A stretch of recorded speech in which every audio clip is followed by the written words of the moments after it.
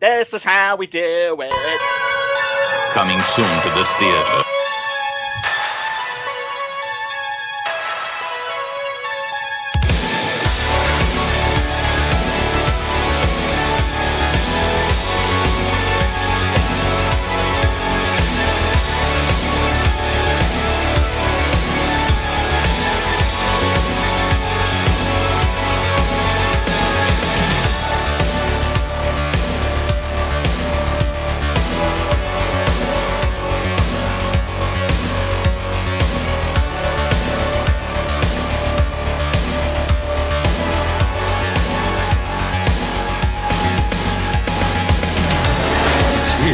It's alive. It's moving. It's coming this way.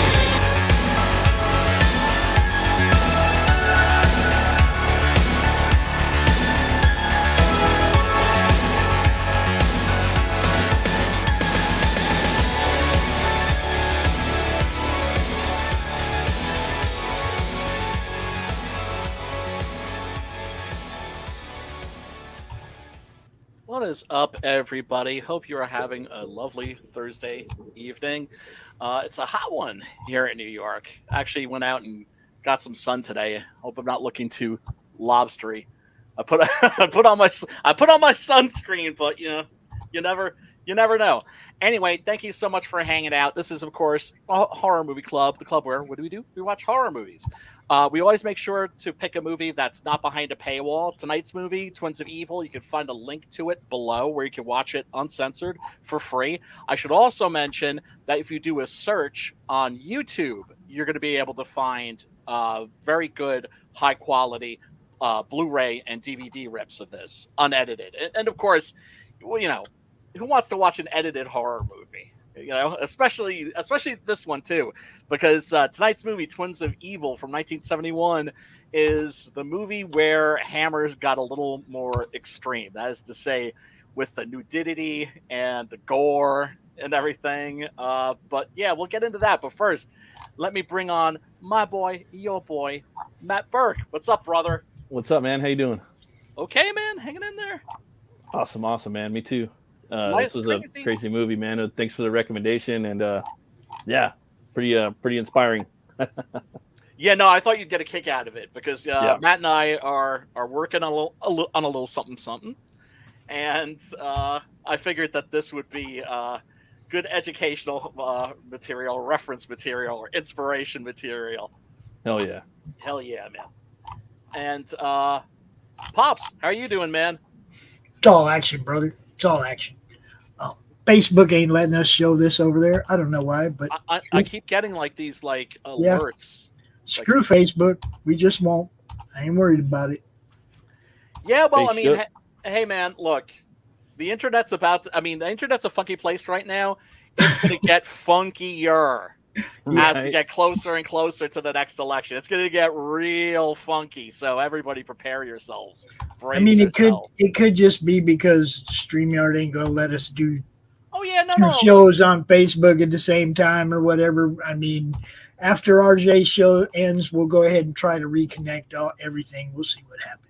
Well, here's the thing. It's like you immediately just assume that it's something nefarious, but then it turns out not to be, right? Like, remember when people were getting their campaigns jacked and put on Kickstarter, and we were just like, oh, it's got to be SJWs that are doing this. No, it was some guys in Pakistan. Just Borat, just getting over there. Yeah, exactly. Stealing the shit. Yeah. So, Totes. Yeah, you never know. Okay, so if you were watching on Facebook, just watch over here for now, and I'll try to reconnect to Facebook again after RJ show's over. What up, Keith? RJ's over there right now with Crystal McGee, The Good Night, number 2. So go back to Good Night 2. Go back that, folks. Go back that. Yeah. Get all up in that because that's how we do it. Yep. No, it is. It is. And next week we're gonna have Ben on with Outlaw Nights. Nice. Gonna hopefully have him pick a movie that's appropriate or something. Right. Something cool. You tell him to pick a movie? Yeah. Oh, nice, and nice. he hasn't gotten back to me yet, but Sweet. it's a lot of people don't seem to be aware of all the free streaming sites. Yeah. There's a bunch of stuff out there, man. It's amazing. Like a ton. And also, like, also on YouTube, man, it's like, I've got my friend Chris, much love to you if you're listening, Chris. He shares his horror playlist with me. Like, full horror movies are on YouTube. And that motherfucker is long. Labyrinthian, huh? Yeah. And mind you, sometimes the movies will disappear. Yeah. Oh, yeah, totally. That happened to me, too. I just wanted to fucking watch. Okay, I got Conan the Barbarian out in the garage, but it's like, I don't want to go out there, So I'm looking for it. I want to watch it. I got a pretty big TV, and I want to watch it on my new big TV. Yeah. And it's fucking not anywhere. It's just Conan the Destroyer, Conan the Momoa. Like, I don't want to watch that shit, So it's all good. It's my favorite movie. I have to wait for it. Yeah. Oh, yeah. I want some Milius, you know what I mean? Fuck yeah. One of my favorite movies. Top 10. Yeah. For sure. Oh, man. And tonight's movie, Twins of Evil, not top 10, not even top 10 Hammer, I don't think, but it's still just a hell of a lot of fun. It's actually... Yeah, I thought it was funny. I ain't gonna lie.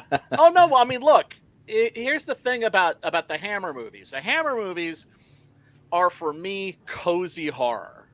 Yeah. Like, if I'm in a really bad depression, I basically just like treat myself like I have a cold, right? It's the same thing I do if I get sick. I just fucking camp out on the couch, blankets and everything, pillows, make myself comfortable. I got my hot toddy, got my tea and brandy, and I throw on the Hammer movies because they just make me feel comfortable. They're not. Well, all this did was trigger. Disturbing. All this movie did for me was trigger me going down the list of comedy horrors. Yeah. And trying to find some funny horror shit to watch because this one really made me laugh. I ain't gonna lie. That's good. That's good. There's nothing wrong with that, man. Horror movies are meant to be fun, and these movies were meant to be fun, and they were made in a spirit of fun. But what makes them so fun is the fact that the actors are playing it with balls out conviction. Yeah, totally, man. Like they don't stop. Especially it doesn't matter. Or whatever. It doesn't matter how the craziest shit could be happening. The most absurd shit could be happening, and fucking Peter Cushing, Christopher Lee, everybody else fucking poker faced. Oh, totally. They don't ever give in, Yeah, that's what makes them fun, right? It's like everything these days is always winking at you, which I hate. It's like it's more fun if you play it straight. Totally, dude. And then like with the Hammer movies, they usually have like these cool sets and like I don't know, it's just they make these little worlds, with each movie, sort of. I also noticed it looked like Christopher Lee's castle in there for the one of the antagonists in the movie. It looked like the same castle from I think Dracula's Risen from the Grave. It kind of looked Karnstein. Karnstein. It looked very similar. I was like, is that Christopher Lee's fucking castle? Like, because Hammer, they probably use similar sets, They reused a lot of shit because that's the other thing that is really interesting and impressive about Hammer. These were B movies. These were low budget, right? These were designed to be one half of a double bill at like a drive-in. Right. Or at in the theaters in England, where sadly they don't have drive-ins. But they look sumptuous, right? They always look like A movies. Rich, and the costumes, the sets, the colors. And of course that bright fucking Technicolor. I love it. Yeah, it's the Hammerverse. Totally. And that's not to say that every Hammer movie has the same mood, but when you're going or the same vibe, but there is a general unity across the board for a lot of these movies. And this was the third in the what's known as the Karnstein trilogy. That is to say, now, those of you that aren't familiar, there's a story called Carmilla by J. Sheridan Le Fanu, and that is the original lesbian vampire story. And it actually predates Dracula by 26 years. Crazy.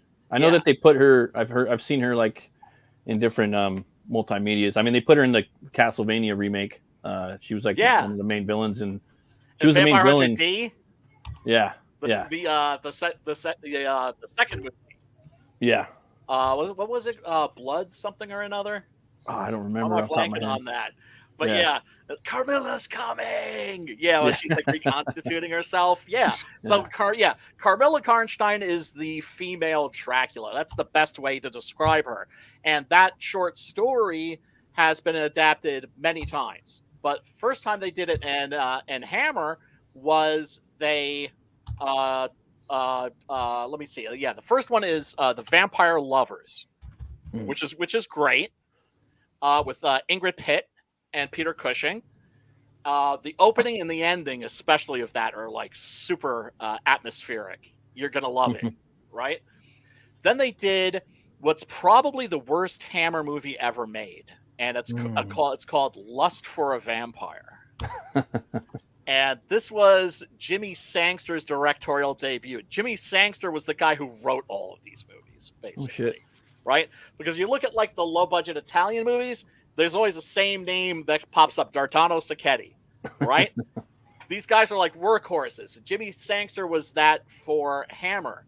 And he titled his autobiography, Do You Want It Good or By Tuesday? Yeah, right. Because sometimes they'd be like, okay, we need that script in like 2 weeks. So this was his opportunity to direct a movie, and like everything that could have gone wrong did go wrong. Just fumbled, huh? Yeah, it's hard to watch. It's hard to watch. It's definitely. I mean, I got it on DVD. I'll probably give it another look. Give it a go sometime soon. It's been a while. It's got to be good for at least a couple of shits and giggles.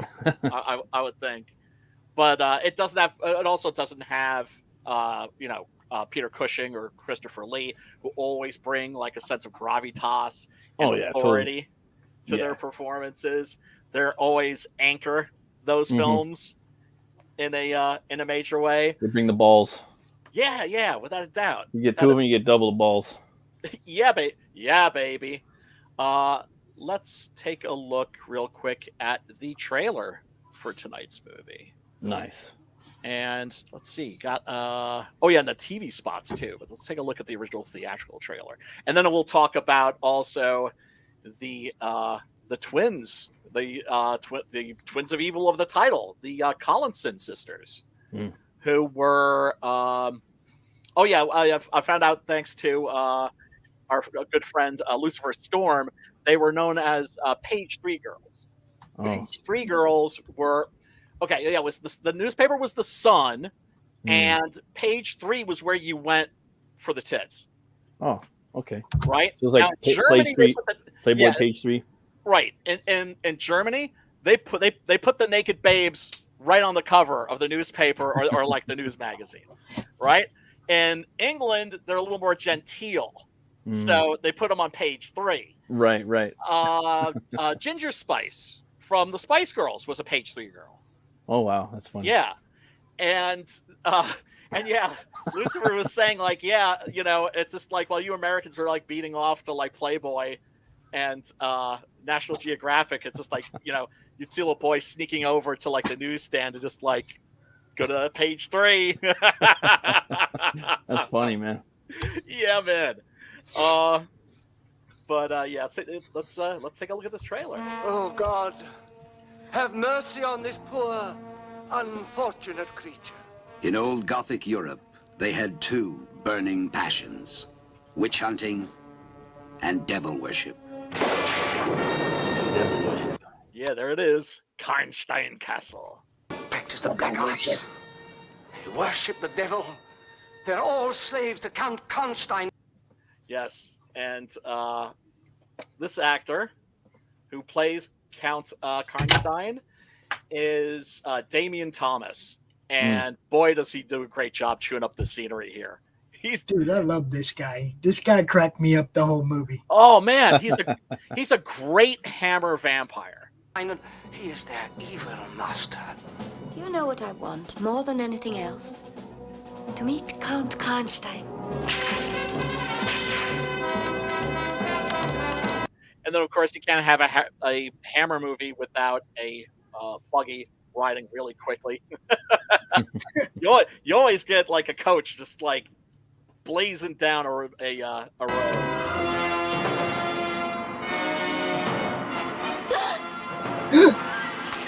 They look alike. Oh, yeah. And there they are, the Collinson twins. I love when they show up, how the guys in the village are just like checking them out and like looking at each other. We're oogling them big time. Yeah, now, man. The thing that kills me is everybody's like, I can't tell them apart. And it's like, it's obvious one of them's 1.5 inches, 2 inches taller than the other one. Yeah. No, absolutely. But isn't it an interesting thing about twins in general, how... I mean, I don't know about you, but I remember being at like it was like a checkout lane, like at a supermarket or someplace, and I remember seeing this lady that had 2 twins, right? Two twins, obviously, right? But had these twin girls, and I found myself staring at them, but trying not to because I don't want to be rude, right? But there's something fascinating about twins. There's always been something fascinating about twins. Yeah. What up, Shadow? I've known identical and unidentical female twins before, and it's like it's the same thing. They still have some kind of connection that's different than most. Yeah, they definitely do. My brother-in-law, 2 of my brother-in-laws, there we go, 2. They're twins, and they definitely share a connection. Yeah, an uncanny one. And they don't look exactly the same either. Every set of twins I've known has some kind of a uncanny connection. Yeah. It's. I mean, look. I mean, you're talking about people that shared a womb. Yeah. Right. Yeah. Right. And so they have this very special bond. Now, of course, there's something about hot twins where guys, for some reason, want to see them naked. Guys want to see them naked. And like, oh, twins. And they're both hot. I want to see them naked. And so in this, you do get to see one of them naked or topless, at least. And this is the first Hammer movie that has actual nudity in it. You're talking about 1971. So it's still, I think, a year or 2 before Deep Throat is released. Right? Which is when things really loosened up. Right. But at this point, it was still something that was shocking. And that's one of the things I love about this particular Hammer movie. It's not just a Gothic horror movie. It's also an exploitation movie. And it's got that hook of, you're going to see hot twins, most likely, naked. They, in fact, posed for Playboy. And were the very first twins, actually, to pose in Playboy magazine. Subsequently, they had a lot of them. The French horror director, Jean Rollin, had 2 sisters, twin sisters, called the Castel twins, who appear in a lot of his films, of course, naked. But then again, you're watching a Jean Rollin movie, and nudity isn't like even exploitative. It's just like part of the landscape. You're gonna see a lot color. Of skin. Yeah, but it's artistic skin. Dress alike, 2 identical beauties, but one of them has the very devil in her. For you, all pleasures should be supreme. Yep, and then of course you got the party boy. I love that shot, by the way. You got the party boy, Count Karnstein, and then of course you've got the Buzz Killers. These are the men they call the Brotherhood. Seek out the devil worshippers by burning them! Yeah, looks like these guys need to find something else, another way to have fun. If these people look like Puritans to you, that's because they were, basically. I'm trying to remember their exact name, but basically these guys were the German branch of, like, the Puritans. So, I mean, they dressed almost exactly like them. They just have different hats. They call themselves the Brotherhood of something. Yes. The Brotherhood. It's like, yeah, and they don't seem to like chicks very much. I don't know. It's like they sure did like them when they first came into town. It's like the mob. Those guys weren't members of the Brotherhood. Thing. Yeah, those the were, mob. Well, how do you know? Yobs. How do you know? They might have. We don't know how they dress. No, because these guys dress like this 24/7. They're not Klansmen. These aren't costumes. This is just how they dress. That one dude acts like he represents the church, and the rest of them follow him blindly. One of them looks like Solomon Kane. Oh yeah, for sure. Cushing acts like he represents the church, and the rest of them just like, whatever he says, man. And then at the end, when it's like, what's up. We'll wait till we get to the end to that part, but when it's like, time to actually face a real fucking vampire. Yeah, and not only that, but his own niece. It's like, it's like we see how hard it is for him then, even though he still was going to go through with it. Yeah, man. And this is the sister who is about to enter the Devilhood. Look, what do you see? Oh. Now, this is exactly what you want in your Hammer movie. Booby dresses and heaving bosoms. I maintain that the Hammer movies, once they started having actual nudity, became less sexy. It's like, Hammer time? No, I want to see booby dresses and the heaving bosoms in those booby dresses. We are the undead, immortal. The devil has sent me, twins of evil.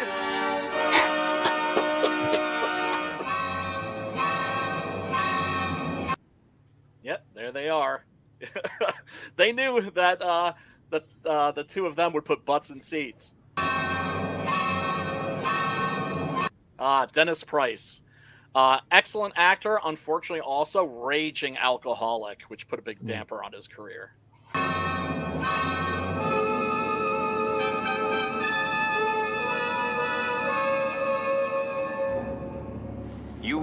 Hammer's new Master of the Macabre. Unfortunately, this is the only one. This is the only one he made. Did the black guy get mentioned in the credits? Who's that? I forget his name. Joaquin, or well, yeah, it's Joaquin in the show, but Joachim. Joachim, I think he called. I'm Roy Stewart, who was who was actually, I think, in a. He's in a few movies, man. Oh yeah. He was in a Bond movie, Live and Let Die. Yeah, that's the one. Yeah, he was also in a couple of episodes of The Avengers. And he's also in the Mummy, the Hammer movie. Okay, yeah. It's like I knew I seen him in a bunch of places. Oh, I got a really funny man. I got a clip that's gonna get a big pop out of you, Pops. Will be unsuspected, good and kind. Think of the havoc you can cause. That's one of my favorite. That's one of my favorite lines, right? Because of course you've got you've got twins. One of them's good, one of them's evil. Maria is the good, kind-hearted, sweet one. Frida is the one that wants the bad boy and chooses the left-hand path. And he's just talking about, like, you look so kind and sweet, it's like think of the havoc that you could cause. Well, isn't that toward the end, though? That's toward the end when he was about to switch him. Yes. Right? In the jail cell or whatever? Yes. Yep. Think of right, because then because then people are gonna think that not only that that she's the good twin. Yeah, and she couldn't even be good for a little while till her sister got off. She couldn't even be good for a little while. Nope. No, restraint is not one of her virtues. And it was a good movie. It just made me laugh a lot. No, that's totally fine. There's nothing wrong about having a chuckle with these pictures. They're meant to be fun. And here we have David Warbeck, who was a male model who became an actor and ended up in one Sergio Leone movie, that is to say Duck You Sucker, also known as A Fistful of Dynamite, And then, of course, ended up doing a ton of trashy Italian movies, including The Beyond, which we covered on this show. And what a G, man. What a man's man. It was your sister that I loved. But now, I know. Maria.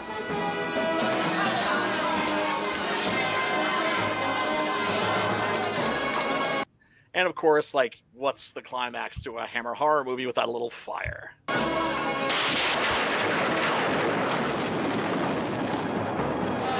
Twins of evil.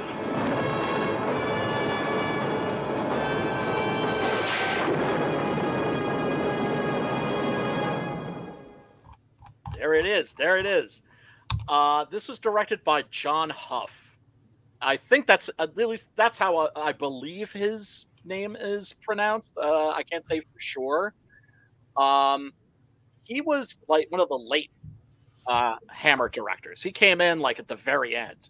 So, you know, your usual Hammer directors were Terrence Young, Roy Ward Baker, Freddie Francis, and he was the new guy. And okay, Brian, we just went live on Facebook and Twitch. So, hi, everybody. Howdy. Thank you for joining us. Shadowhawk says, I knew 4 different sets of twins growing up. One of them is always evil. Always an evil one, right? Always an evil one. I thought it was funny, too, how, like, Peter Cushing, like, whenever they try to, like, do something, you know, like, outrageous or, like, rebellious, you know, like, oh, I'm going to show a little kneecap, you know, he's like, what are you doing? He like pops up out of nowhere. Yes, that's the devil. That's the devil in you. You know what I mean? Your parents are not yet cold. He just like pops up out of nowhere, like opens a window, like, what are you doing? It's like a Mel Brooks movie in that because they were wearing green when they first got there. It's like he could not be more uptight. And you know, I think that's one of the things that this movie is about, which is when people grab hold of their kids and like force them to be like really, really repressed. Repression breeds monsters. Exactly. It's just going to make the opposite. You know what I mean? Right. You got to kind of let them flex sometimes, you know? I mean, about the height difference is like totally obvious right there. But I could tell like from every angle that they showed them when they were in a scene together that I could tell which one was which, no problem, unless they were laying on the bed. Then you had to go by their character, obviously. But I didn't know because they are identical. But of course, no twin is 100%. No, but I mean that's a big difference in height. I don't think I've known any twins that were that different in height like that. Right. That was like noticeable, you know. Yeah. One story that always fascinated me was a director, and I wish I could remember who this was married to a woman who had an identical twin. And so they decided to switch places as a practical joke. Yeah. Right. And that's always going to go wrong. And it fucked him up. Oh man. In a horrible like because he was like horror. He was horrified because he's like, I'm looking in this person's eyes, and that's not my wife's not there. Right. And I don't know this person. My wife has become this person now. Right. That I don't know. It could be anybody. Yeah. Oh my God. It could be anybody. I don't know who it is. I don't know if it's every time now. After that happens once, you worry about that happening every time. I would imagine. Yeah. You know? I just found that really, really interesting. Check this out. This is the comic book adaptation, which appeared in Hammer Horror magazine. Because I'll just tell you right now, if you date a twin, mark her with your own brand. You'll know it's her every time she comes home. With tattoo action. Give her a tattoo. Property of on one of her butt cheeks. Make sure you got like a pimp. Just make sure you got a little hickey place somewhere that nobody else gonna have access to. Better be there when you get home. We got some fan art here. This is a little sculpture that somebody made of the two of them, and there's a little statuette of Peter Cushing's character, who is as we established a bit of a buzzkill. He plays the good Reverend Gustav Weil.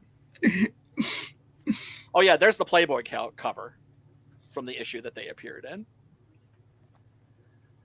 And yeah, there's the Hammer, the House of Hammer. That's right. That's what it was right called. there. Yeah, isn't that great? I like that. Yeah, I have the issue where they adapt Captain Crotos Vampire Hunter. So oh no shit. Yeah. So it's got a badass cover. It's got a badass little comic book adaptation in it. Oh really? How many pages for the adaptation? Like 10 or something? Pretty short. It was. I think it was more like 15. Oh, possibly. Nice. I could be wrong about that, but obviously, they would really condense them. Dude, imagine if they did that now. Like, imagine if like there was Hammer or like a like a movie studio that did that now. Like would put out a movie every 3 months or something. 3 times a year, and then they would release a magazine with it with a little comic book. That'd be dope. Well, who tried that was the Full Moon guy, Charles Band. Oh. Yeah, because he put out a Subspecies comic. He put out a Puppet Master comic. Toys. I would do that, man. I like the magazine idea though. That's pretty cool. You know what I mean? Because you could like have like a bunch of stuff in there and a comic. Like it's just a bunch of things, for each movie, right? That's what you said. They did that for each movie. Right, but they weren't necessarily doing it like for when the movie came out. They were adapting like older films too, because remember these movies played on television, and people in England grew up with these movies. Right. And that's why England. One of the reasons why England has such a strong horror history, but that goes a lot deeper into their tradition of telling ghost stories on Christmas Eve and all that stuff. But like I said, these were very sort of genteel movies in a lot of respects, and that's why when the Italian movies and some of the more extreme American movies landed on their shores, they like freaked the fuck out, and then the whole video nasties going to prison for life. This movie showed just a little hint of titty, a little this, a little that, right? But only enough to that girl's evil. Only enough to, you know what I mean? Like paint the character picture they wanted on the person they were burning. It's like, oh, she's bad. No, I mean, but I mean, the thing is but they didn't overboard it. That's what I'm saying. They didn't like. No, and Peter was the only evil one. You knew it. Yes, and they pack all of the exploitation elements right into like the last half hour. Did you notice that? Yeah. Which is fine, because obviously you want to end with a big pop, right? Yeah. Because any film can start out slow. Not that this one does, but any film, it's like can open kind of ho hum, but you never want to end. Yeah, fuck that. If you open big and then you end ho hum. I think movies or stories, I think they got to start big and end big, and then you could fuck around in the middle a little bit. I mean, yes, not that that's good or bad, but I mean, you hit it hard in the beginning and hit it hard at the end. It's solid, dude. Right. Like one movie I thought was terrific was 28 Weeks Later, the sequel to 28 Days Later. With the helicopter. Yes. Well, I mean that scene's kind of silly, but but it's a big like theatrical like action piece, right? It's in the very beginning. It's a set right? piece for sure, but the opening of that is one of the strongest openings to a horror movie I've ever seen. I remember seeing it twice, but so long ago. Like it's been at least since it came out.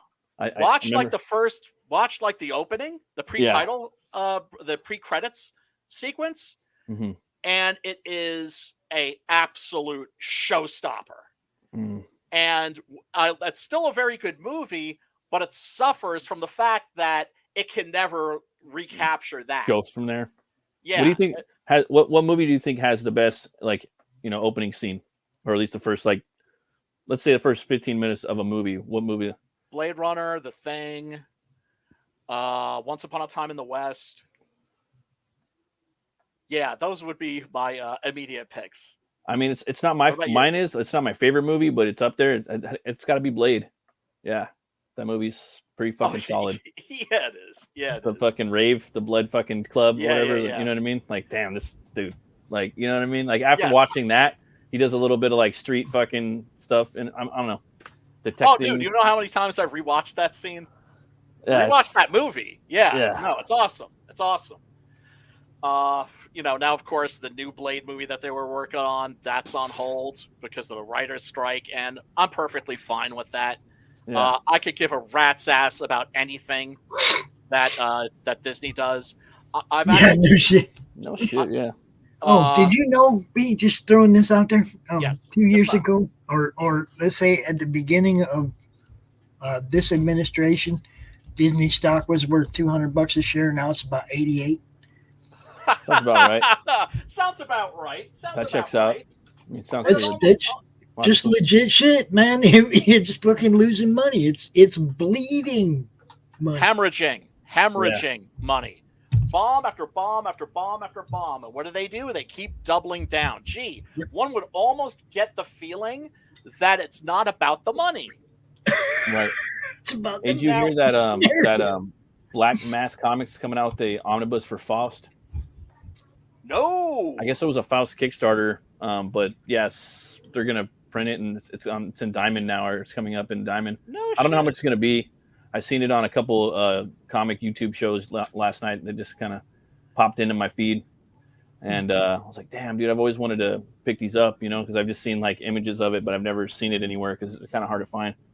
But I've never been a fan, but I know people who are. Yeah, that's their shit. Yeah, Look, yeah.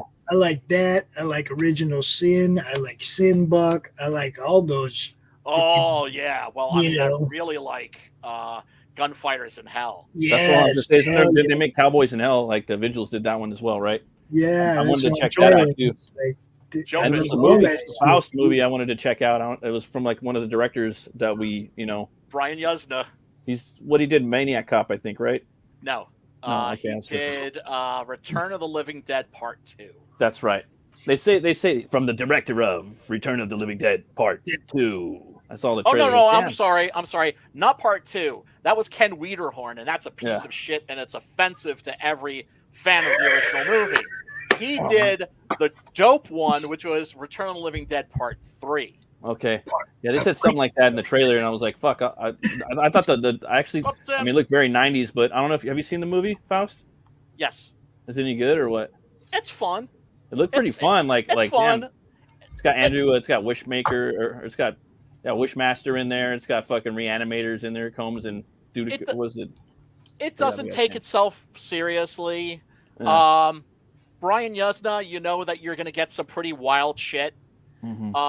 Remember, like the night that we had Margene on, how I had watched a movie the night before that she was in.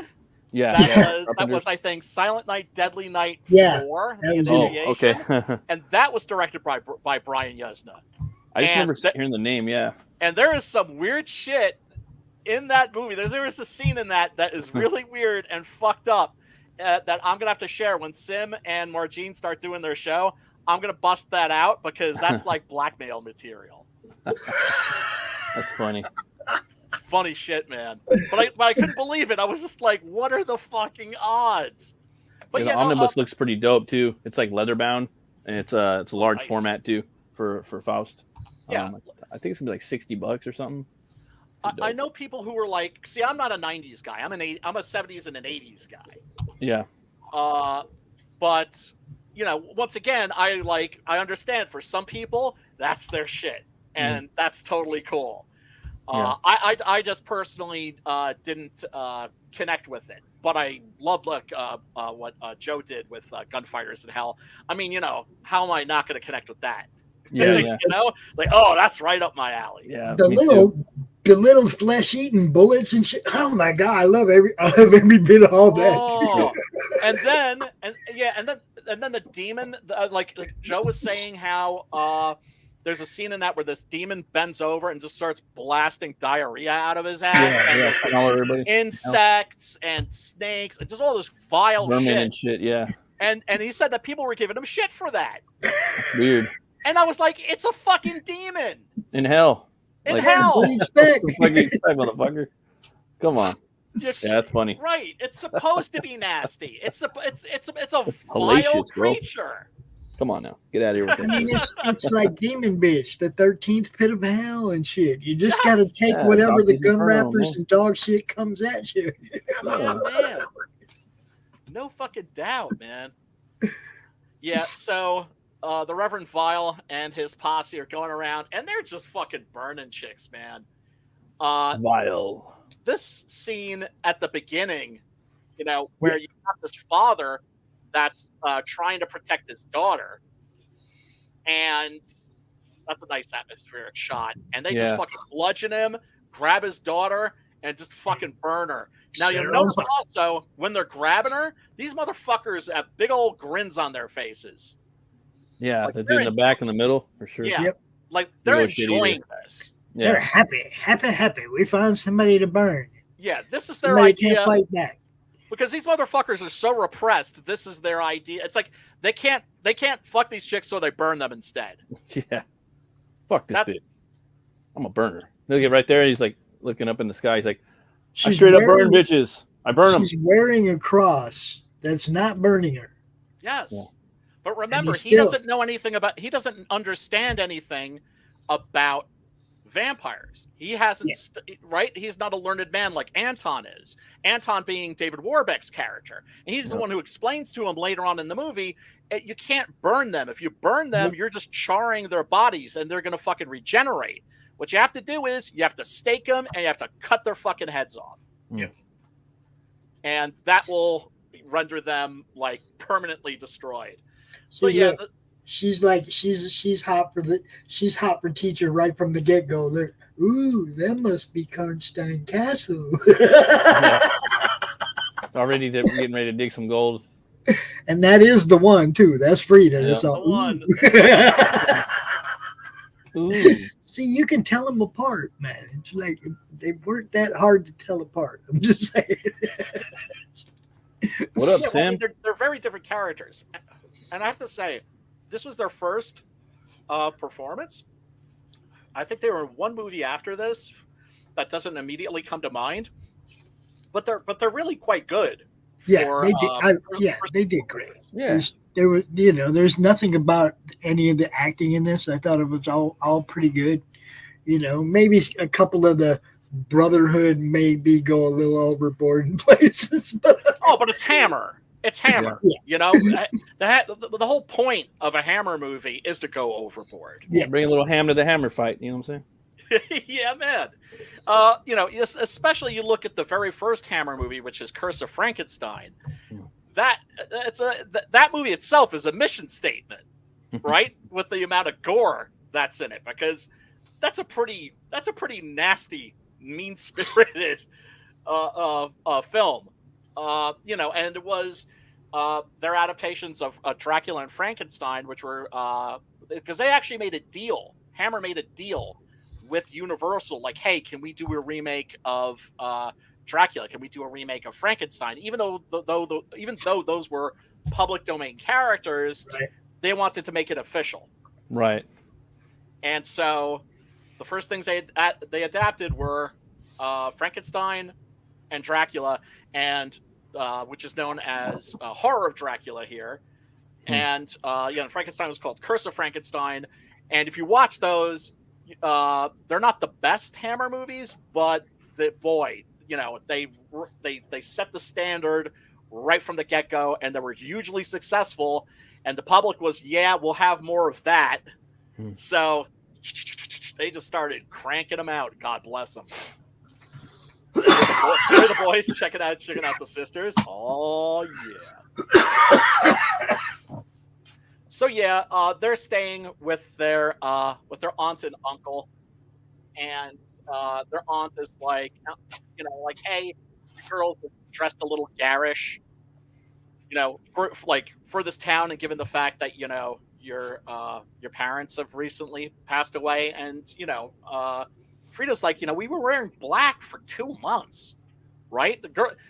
Girls are coming into a new town, they want to look pretty, right?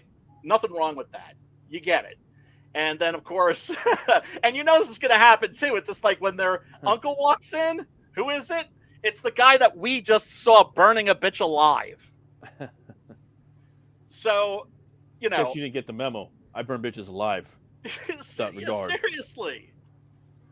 Yeah, so he starts lecturing them, about their dress. Yeah, your parents are not yet cold in their graves, and you dress this way. And yeah, so he is the leader of this mob of guys that are going around grabbing chicks.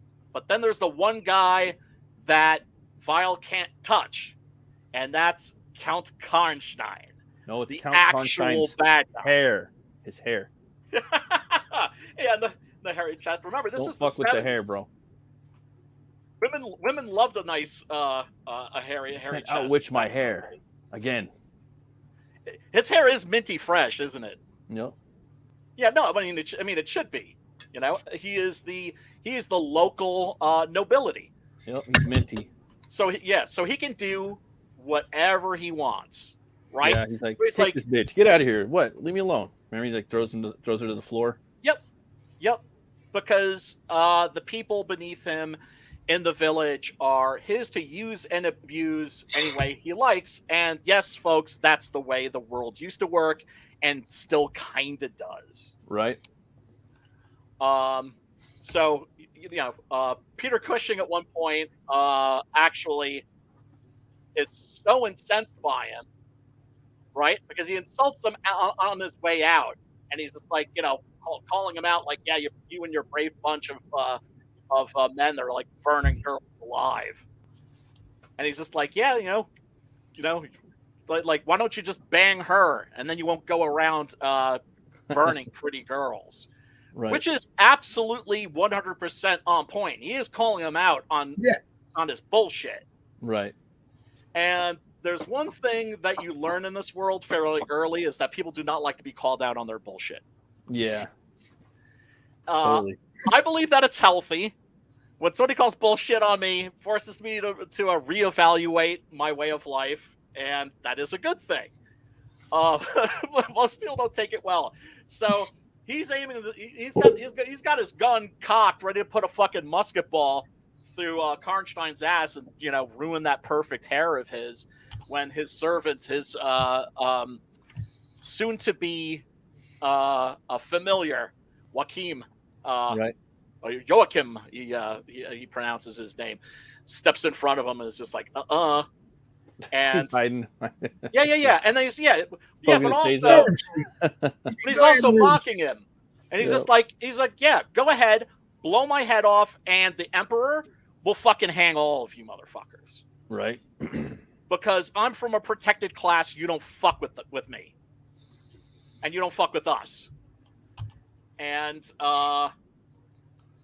there is more girl burning going around. And then we have Dennis Price, who is the guy who procures girls for the counts. And these are girls who are poor. He's like, throw some money at them. They'll do just about anything. And something different. Right. And you see this theme. You see this theme in another Hammer movie, which is one of the best, which is called Taste the Blood of Dracula, where you have like these nobles who are just so fucking jaded because they've done everything, right? They're smoking opium. They're banging prostitutes in every way possible. Some of them getting into boys, just every nasty thing you could possibly think of. And they just get jaded. And it's just like, well, how do I take it to the next level? What that next level always is. That's pretty accurate modern in real life too, right? It is. It is. Absolutely. It is a thing that happens with human beings when they're given way too much fucking power. And so it's like they're having a little satanic ritual. It's basically, and that's funny because he just like he says right in the middle of it, he says, "I could do it, you could do it." Yeah. He's like, like, this is fucking, dilettante dabbling bullshit. Yeah. He's like, my ancestors, motherfucker, they were twisted. They knew how They to did do real sick shit. They were like torturing and killing people. What is this crap, right? He wants to take things to the next level, and of course, that means killing somebody. And so he kicked them all out after they were doing their bogus ceremony. He kicked them all out, and then he did it himself. And he said to them, "I could do it." And he told Denny Price, "You could do it." He's like, right. No, he was just saying, like, this is just piker shit. Anybody could do this shit. And then he did it. That was what was cool. Yeah. He kicked them all out, and he did it himself. Yeah, I mean, one thing you could say about Count Karnstein, even though he's obviously a human piece of shit, at least he like walks it like he talks it. Yeah, he's not a hypocrite. He wasn't afraid to do what So he kills the girl, stabs her with the ceremonial dagger, and one thing that hasn't been established, we suddenly discover, is that like here you could see that they've bound her on this altar, but the altar is actually a tomb. And yes, there are castles and of course also churches that have tombs in them like this, which is really fucking cool and creepy. And so the blood from the girl drips on the shroud, the burial shroud of Mircalla Karnstein. One of the things that's interesting in this is that she appears in this movie and then she disappears. Right. Where'd she go? Like I was expecting her to be like the big bad, right? Yes, like the final boss. Yeah. And she seems to have just sort of vamoosed. But this is just a really... I love this special effect right here. They were doing this. This is a superimposition. They were doing special effects like this back in the silent era. But it's so simple and it's so beautiful. It's just... what can I say? I'll take this over CGI any day. And so Mircalla Karnstein has risen from her grave. Like I said, basically the female Dracula. Is Mirabella or something? Mirabella? Mircalla, and then she rearranges it so that it's Carmilla in the short story. In the original short story. Yeah. So this is like I said, this is a character that predates Dracula by 26 years. Mm-hmm. And she's appeared in a lot of stuff. She's appeared in movies, TV shows, video games. I was a lit major in college, and my senior thesis was about Gothic literature. So naturally, I'd read and studied the story. It's been a while though, and I gotta say, when finally you see her face, it's a little disappointing. And I'm not saying that this woman isn't pretty. She is. I'm saying they could have used somebody that had a little more presence. Why didn't they get Barbara Steele? Why didn't they get? And it's such a short, small appearance. Yeah, you kind of need someone for a small. You know what I mean? Right, it's going to be that tiny of a scene. You kind of need someone that's a little more striking. Right. Martine Beswick, who was in Dr. Jekyll and Sister Hyde, would have been great as Carmilla. But instead they chose this chick. I don't know why, but it's funny because she's making out with the Count. And this is something I've definitely never seen in a Hammer movie. She grabs the candlestick, the black candlestick, and starts moving her hands up and down it in a very suggestive way. Right. I mean, that's not even subtle, dude. Nah. That was pretty come on, baby, light my fire. He's like, yeah, seance, and I didn't expect that to happen. Yeah. But no, I really love this scene. How like the smoke is coming off her shroud. Yeah, that's pretty cool. Coming off of her shroud. Dust. I just like. This is the reason why you watch Hammer movies. It was another thing that I busted up laughing about when she started stroking the candle. Maybe she just like woke up and like did that and went back to bed. You know what I mean? Like that was her thing. Like I guess. And like kind of get the vampires going. You know, get the aristocracy of the, brood going. Yeah. So there we see like her grave marker, Countess Mircalla Karnstein, died 1547. They don't really get into her history.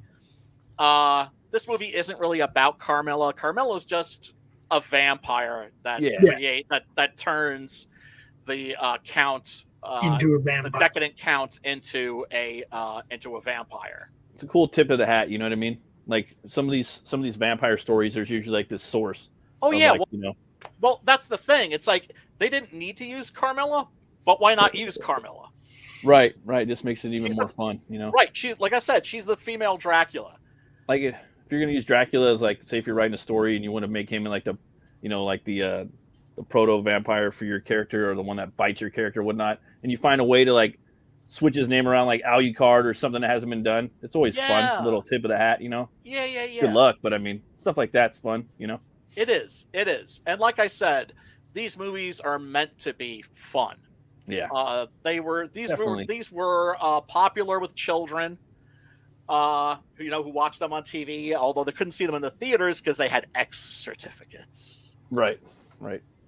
And what's up, over Sim? there, right? They got their X certificates, huh? Yeah. And he says, I confirm. I don't know what we were talking about. He's been there for a while. I'm just following the chat. Sorry, people. He was saying that like some people can't take like being called out on their bullshit. Yeah, I think that was right around the time. And he's like, yes, I can confirm. Nope, some will just try to ruin you, which is true. Which is true. So. Which is true. And being called out on your bullshit is like humble pie. It tastes bitter, but it's good for you. Yeah, it kind of brings you down to reality a little bit sometimes. Tastes like shit, but it's nutritious.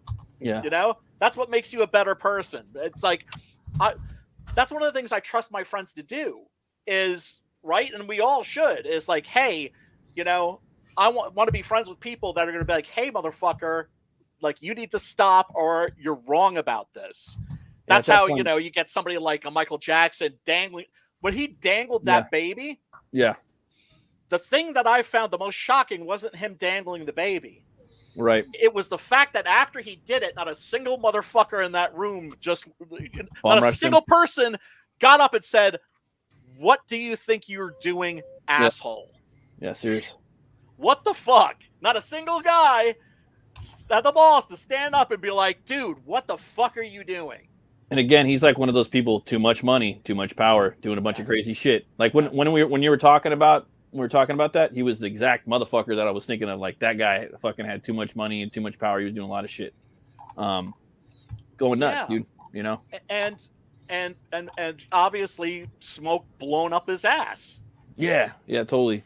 And I always find it hard. Like, don't you love it when there's somebody that is rich or famous or popular in whether it's comics or film or music, whatever, and they're just a regular person? Mm-hmm. Those are the people that didn't get high off the smell of their own farts. Yeah, they didn't, pull the anchor out of the water. They kind of kept it there. Yeah. Because that's the way to go. Because I sometimes think there are human beings that are in our lives to show us how not to behave. Right. Yeah. Right. Well, shit, I don't want to be that dude. They turn into this. Their mind turns into like a parallel reality. You know what I mean? That they're walking through. They're no longer here anymore, and they look at people differently. Like they're not in the same universe as them. Pretty fucking crazy. Right. I've seen it my whole life. Yeah. This is why I have a problem taking compliments. Like my friends will sometimes be like, dude, Brian, shut the fuck up. Take the compliment. Yeah. Because it's just like, oh man, don't wanna be one of those fools. That's a really great shot right here. Frida, of course, ready to get freaky with the count. You got the reversed crucifix glowing. The rear lighting on those on that hands sculpture. Yeah. Looks like two hands going like this. Yes. Yeah. It's like two rams bucking horns or something. Or slamming up against each other. Or is it a goat? The goat of Mendes. Oh, okay. Yeah, now I see it. Yeah. Okay, the goats. Yeah, you don't really get a really good look at that sculpture. I mean, I'm sure if I paused in the right spot, I could probably. Yeah, there we go. Yeah, it's like it's a two-headed goat, I think. Yeah. And though it's backlit and everything, Look, lighting, right? Yeah, this is the reason why you watch Hammer movies. Yep. And what's interesting is, like, we watched a lot of Italian horror movies on the stream. The Italian horror movies were inspired by the British horror movies. But then they developed their own flavor, as the Italians always did with any genre they took on, or any movie trend that they imitated. They always gave it their own pizzazz. Then you start, at this point, and with this movie, you start to see the Hammer movies looking like the Italian movies. Yeah, exactly, right? Now it's like they're playing ball with each other, you know? Yeah. And you know me, I'm a sucker for that. I believe that's always cool, right? It's always cool, and it's the like they're passing the joint around, right? Like, hey, now you hit it, right? Yes. And I believe that will bring world peace and redeem humanity.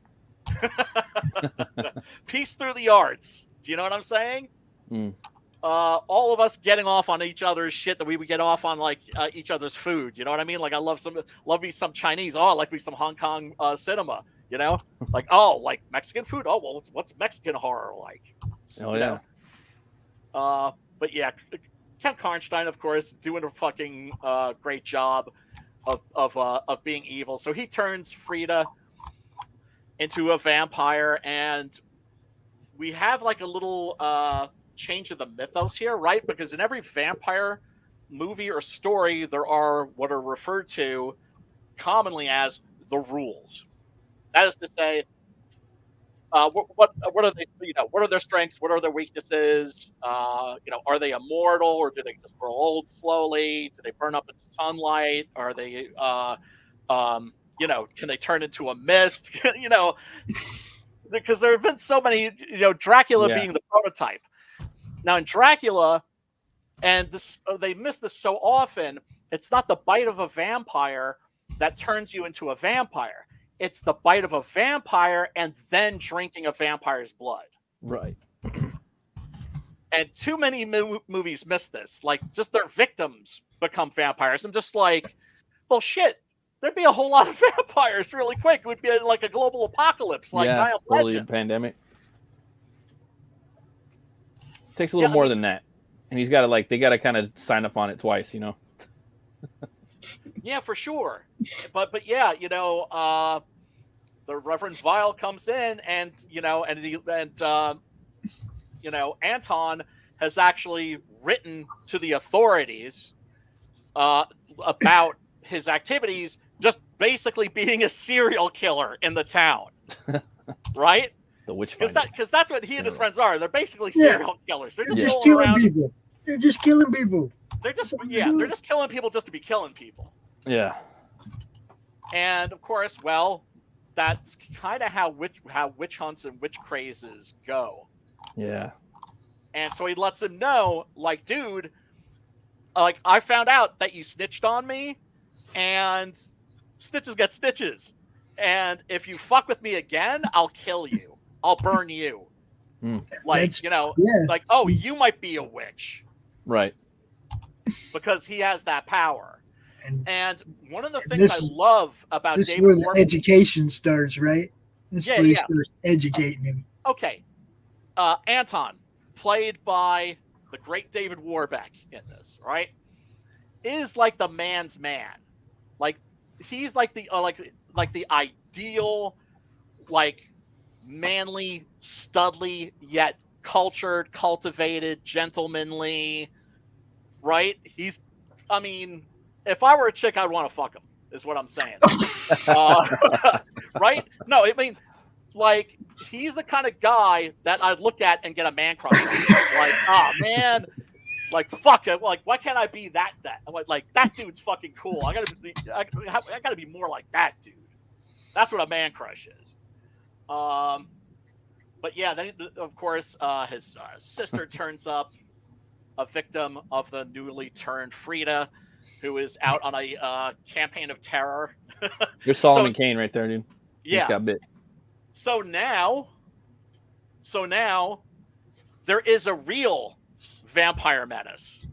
Now there is actual evil that these guys have to face. Like these guys who are basically serial killers. So it's like serial killers versus monsters at this point. Yeah. It's like, who the fuck do you root for? Like, hopefully they'll kill each other. I was rooting for the monsters. I ain't gonna lie. Oh, well, part of you always does. Part of you always just because does. Cushing is a dick and he's always been. It's like I like the Peter Cushing movies where he's a dick, and I want to see. I want to see him blow up in the Death Star over and over and over again. You know? And this is a testament. To Peter Cushing as an actor, and his performance in this is balls out. Yeah. As always, he never fucking slept.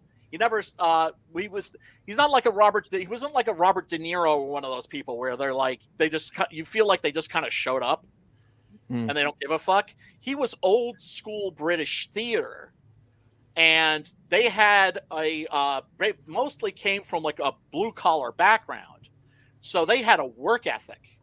Yeah. And that's why Hollywood likes to work with British actors, because they come from this tradition where it's just like, hey, you said you were going to show up and do your job, show up and do your job and do it absolutely to the best of your ability.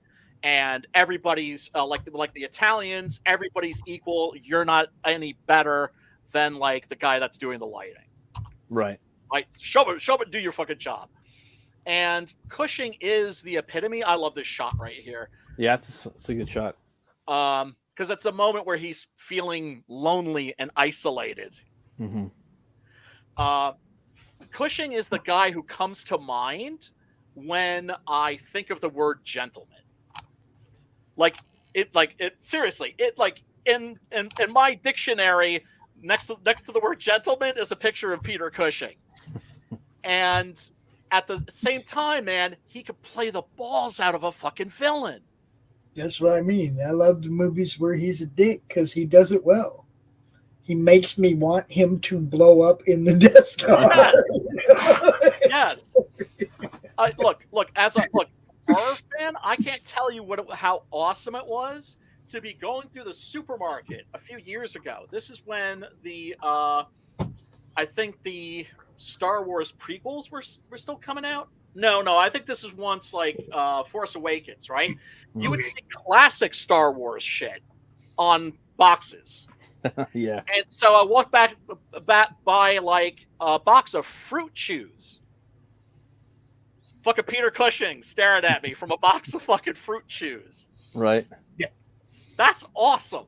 I think I remember what you're talking about. Yeah. Yeah. And that makes me happy that he and Christopher Lee are immortalized for like another generation. Totally. They scooped him up. Yeah, but like this is a great scene where he really starts to realize that maybe he's been wrong. And he actually You set a blade in a steak? They're all getting their knives sharpened, you know? Oh yeah. Yeah, that's a great scene. But he kind of I don't know if I would say that his character is redeemed. Yeah. No, I mean this is like a slight tease arc right here. You know what I mean? Right. It's the moment where you see the villain's humanity and their vulnerability for like just cool. a moment. It's good. It's good that you have that little like wrinkle in there. You know what I mean? Yeah. Sometimes a whole lot of sometimes a little bit of something's better than a whole lot of nothing. Oh yeah. And how does that song go? Oh, that Who song? No one knows what it's like to be the bad man, to be the sad man, right? Which is in other words, like nobody. And it is great to have. That is great. It is great to have scenes with your villains where they're like that, where there's like nobody gets me. Nobody gets me. Am I wrong? Nobody gets me. We're just not on the same level. Right. As opposed to like a Dr. Doom who just has balls out conviction. Like, oh yeah. You know, I'm right. The whole world's wrong. Yeah, no, exactly. He's just like, I'm going to bring world peace by taking over the world. Yeah. Duh. Yeah. So yeah, there's a great scene here where the Count comes in and they know now, since they've seen that that Frida is the vampire, they bust into the jail where they've been planning to kill Maria and swap them. Right? No, I'm sorry. They capture Frida, and then he busts in to get her out and replaces her with the good sister, with Maria. With the good sister, yeah. They change their clothes and everything, and check out. Yeah. So and he tells her, "You're just all you got to do is be virginal and be good and be chaste, and everybody will think you're your sister." Blah blah blah. And he even tells her how to act, and she couldn't even handle it. Couldn't. No, she couldn't. As Wesley said in Blade, some motherfuckers always try to ice skate uphill. It's true, right? It's like you've got everything's great, but you have to fucking push it that much fucking farther. Yep. And you done fucked up, son or sister. In this, oh yeah, Keith in comics, man. Yeah. One of my favorite comics as a kid was Super Villain Team Up, which was mostly Dr. Doom and Submariner. That's dope. And it didn't run many issues. They had tried a number of times actually to have comic books where the villain is the hero, right? The hero meaning the protagonist. And it had actually, the one that worked was Tomb of Dracula. Right? After that, Stan Lee was like, how about we make a comic about the devil? And it was Roy Thomas actually that talked him out of it. That was, I don't know, like how people will react. I mean, it was 1974, 75, right? So things were like pretty damn liberal at the time. But he was like, I don't know if you could push it that far. Why don't we make a comic about the devil? Yeah. So we were right. It was just like, how about you make him like the son of the devil? And that's where like son of Satan came from. Oh yeah, like Damien Hellstrom and and Satana and those characters. Yeah, I've been reading a lot of that shit. It's sometimes it's better to do that too, because you can kind of make your own character. You know what I mean? Rather just absolutely. It's Lucifer. He's the Morning Star. He's general. Oh yeah. He's the perfect cherub, created with choice. Intellectually and whatnot. Well, I mean, he's like the villain version equivalent of Batman. He's so simple that you can just keep reinterpreting him over and over and over and over again. Yeah, man, there's something to be said for simplicity. Totally. It's all about that silhouette, bro. Remember I was saying before the show? Yep. Hell yeah. Like I said, this would be a good movie to watch for the thing that we're working on. Oh, for sure. I mean, there's probably going to be a whole like list of movies that we're going to say like, this is the list, you know what I mean? And we've watched some. Blood on Satan's Claw, I think that was one of them. Oh, that one, for sure. Yeah, that was Hammer. That was Tygon. Hey, don't feel Jason dumb for sure. Don't feel dumb for not knowing that, anybody. That's just because I'm a sick freak and I know the difference between Hammer and Tygon and Amicus. But what up, 80s? Good to see you, brother. Great flick. I mean, I think it is. I watched it last night. I watched this movie many times over the years. What can I say? I watch all the Hammer movies a lot, and I really enjoy this one. What did you guys think? Oh, what do you think, Pops? Yeah. I told you guys. I look. First, I mean, everybody knows horror movies have always been something I look for the laughs and try to find the funny shit to laugh about during a horror movie. That's just who I am. I'm looking for the comedy. There was plenty of it in this movie. I giggled my ass off through most of it. I like it.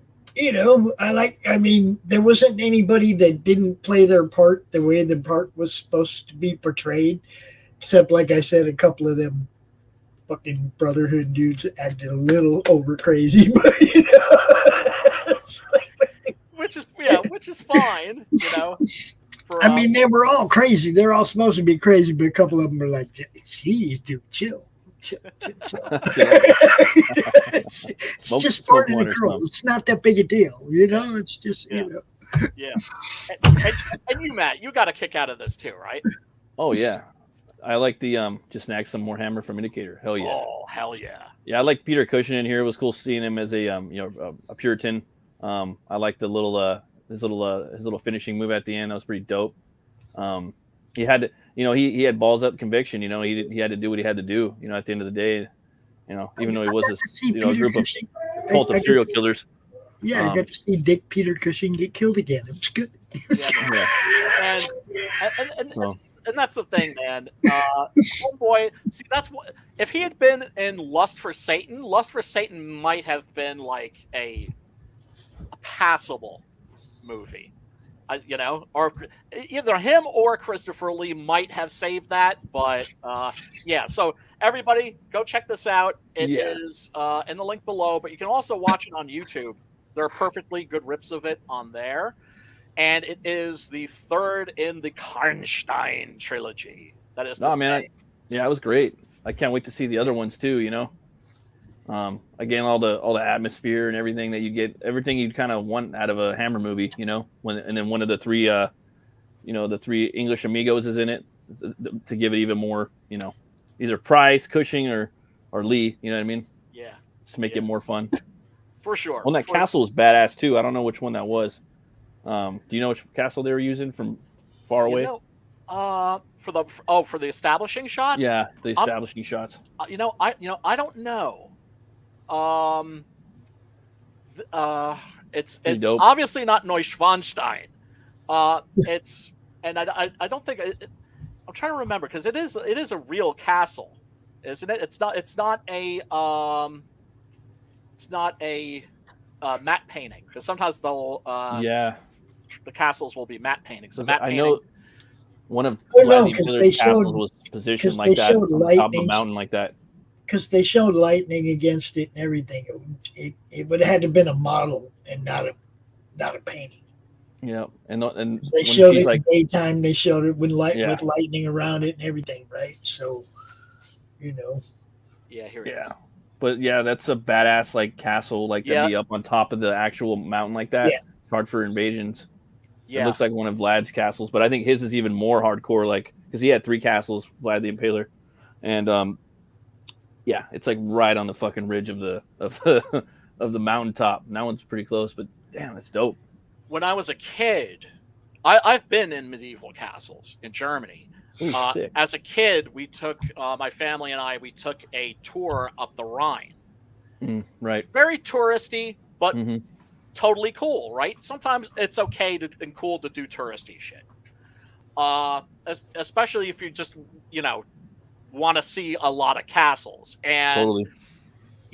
Every castle had a story, and I had a book that had the story for each castle. And meaning either actual historical stories or legends regarding those castles. And I actually got to walk around in one of these, and it was fucking intense. But it was one of the really old ones. Right.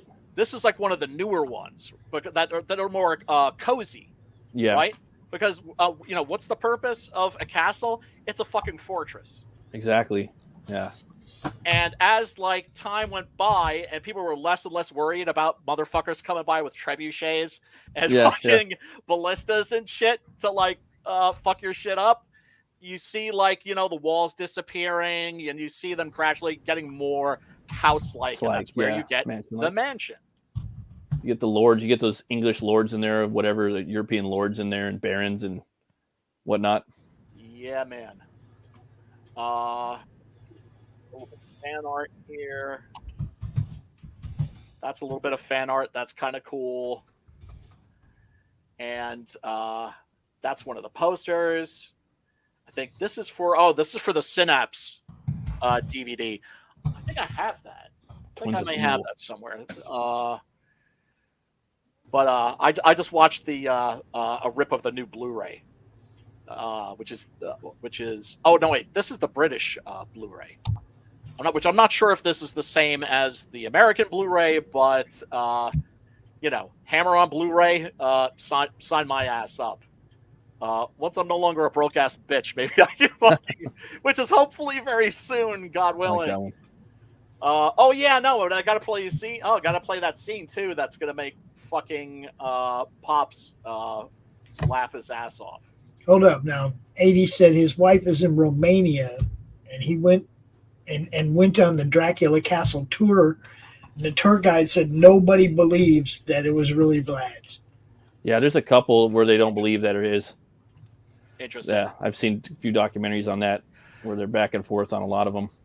And they do take that shit seriously. That is to say, their cultural heritage and their history. Yeah, even though that the ugly part of their history, he was also the guy that repelled the Turks. Yeah. Right. So he was actually like a hero, but he was also a serial killer. Exactly. But that any villages close to any castle owned by him, the elders, them stories been passed down, father to son. They know which ones he booked. Well, I mean, the people around there know whether or not we know or not. What fucked Vlad the Impaler up is the same thing, I think, that fucked up Caligula. They were both hostages, right? Yeah. Being a hostage in those days, it was a formal thing. It's not like you were in a jail cell. No, you were in the court. You were in court, right? Right. But you were around. So, your father's not going to fuck with me because, I could put like a fucking, I could run you through. Because you're right here. If you try to run, my boys get you. I think they were both sexually abused. I think they were totally, dude. Raped. Yeah, for sure, bro. And he saw his dad getting murdered and buried alive, allegedly. Yes. On top of that, before that, Yeah. Going to get back, home, and he waited. Childhood trauma plus the genetic potential equals serial killer. Right. Was he though? Yeah, he was most definitely. Yeah, he became the serial killer or the hero of the day for sure. I've heard him compared to George Washington. Yeah. No, he's like a god over there for sure. Come on, Dr. Doom loves his people and protects them too. I mean, if it wasn't for him, that like he Islam would have spread throughout Europe pretty much. That's why the Pope it was an invasion. Yeah, it was a massive invasion. Yeah. Countries invade each other. That's what we do. That's what we do. I'm German. I know this shit, okay? We got late into the game, but when we got into it, we put everything we had into it. Boy, did we ever. Yeah. God damn, man. But let me play this clip of Joachim trying to warn Count Karnstein and Frida of the posse that's coming to stake them and chop their heads off. Yeah, he's like, we're just gonna wait it out. They're gonna burn us. We're gonna come back. No big deal. They are coming. We are waiting for them. Yeah. He's like, no. Okay, yeah, all right. I gotta make sure. Joachim, we know they are coming. We are waiting for them. They have crosses. And stakes. They're gonna stake fuck you. I'm telling you. Yeah, that's just really hard in the chest. Let's go. Oh man. Oh shit. That's crazy. Oh snap. I know, right? Good help is so hard to find. I literally just lost my shit there. Oh shit. Oh, I literally almost laughed as hard as I did the first time I saw the Shockmaster. Oh god. But Yeah, folks. Yeah, Twins of Evil. Go check it out. It is. You can follow the link fun. below. It's good fun. Or like I said, look it up on YouTube's. The tubes. It's on. Yeah, look, it's not a super scary movie or anything. It's you're gonna love it. Fun. You're gonna love it. It's fun. Yes, a little hammer time. Yeah. What do you think we should watch next week? I have hit up Fusebox, dude. See what he wants, and if not, then that's right. I forgot about that. Maybe some sci-fi horror, dude. Maybe like Event Horizon or something. You know, maybe I have a suggestion. They got it. What's up, brother? Okay. I haven't seen that in a long time. What about Rabid? Oh, I love me some David Cronenberg. Mm-hmm. That's got Marilyn Chambers. I got it queued up right here on the TV, dude. I'm just saying. Sci-fi. Guest gets to pick the movie. Yeah. But let's make sure we get that one on the. Let's get this one on the list because I got it queued up in my. Yeah, maybe we could do it the week after or something, unless there's a guest or something. Timothy, what's up, brother? Thank you for hanging out with us. He says, did they reference Twins of Evil in a Misfits song? I think it might be in All Hell Breaks Loose. Here's the thing about the Misfits. It's hard to pick up the lyrics, and Glenn Danzig didn't release the actual lyrics until, I don't know, 20 years after the band stopped making that's what fucking Korn did. Like, he would never have. I mean, you could kind of understand what he says, but yeah, but you missed some shit's muddled. You know what I mean? But it's not like, excuse me while I kiss this guy. Yeah. No, I really like the lyrics. Like, in bands, I'm always, trying to read all their shit. Sometimes there's some dope stuff in there. I was mad because I was a Misfits fan before Metallica and all those folks became Misfits fans. Back that up to the Hendrix reference. Yeah. Considering the fact that the song is called Purple Haze, I always thought he was saying, "Excuse me while I kiss this fly." Because he's tripping balls, right? Excuse me while I kiss this fly. That's a topic you could have in a bar and like just keep listening to it and like putting on the song over and over and like, no, motherfucker, he said this. Oh yeah, there's like threads and articles and shit. About that miss evergreen bar topic. Lyrics. One thing that did happen was, let me see if I could bring it up. Marilyn Manson and Rob Zombie. Everybody knows what a Rob Zombie fan I am. He said sarcastically. Actually did a tour. Team Zombie Twins of Evil. Yeah, because they did a tour and they also used some of the poster art. They used the logo too. Yeah, like 2 years ago. Or about 2 years ago, right? Yeah, let me see if I can find that because that's actually worth at least taking a look at. Hey, did you see Lords of Salem by him? That's the one. Did you ever watch it? No, I've heard really bad things about that one. You'd probably like it, dude. It's really like fucking atmospheric and shit. It's not like a Rob Zombie movie. It's like the one movie that doesn't even seem like he directed it. See, really? I saw that. So it's not a Rob Zombie movie. In that Look, I'll give anybody because that's the thing. I've got a hard on against that guy, but if he does something that's dope, I'm gonna keep it real and be like, okay, that's freaking dope. I think you'd probably like it.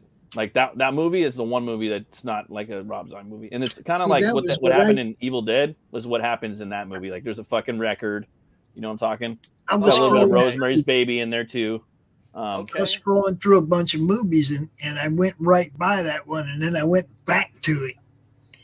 I was like, wait a minute, that's Rob fucking Zombie. I haven't seen that one. I don't know. Yeah. I know that didn't he do the remake of Last House on the Left? No. Who did the remake of that? I don't know. I was watching it the other night too, but I turned it off because I just fell asleep. It's such a piece of shit. I was just like, yeah, I didn't like the remake near as much as the original. So bad. It was so offensive. Oh, that's why I thought it was Rob because it was so bad.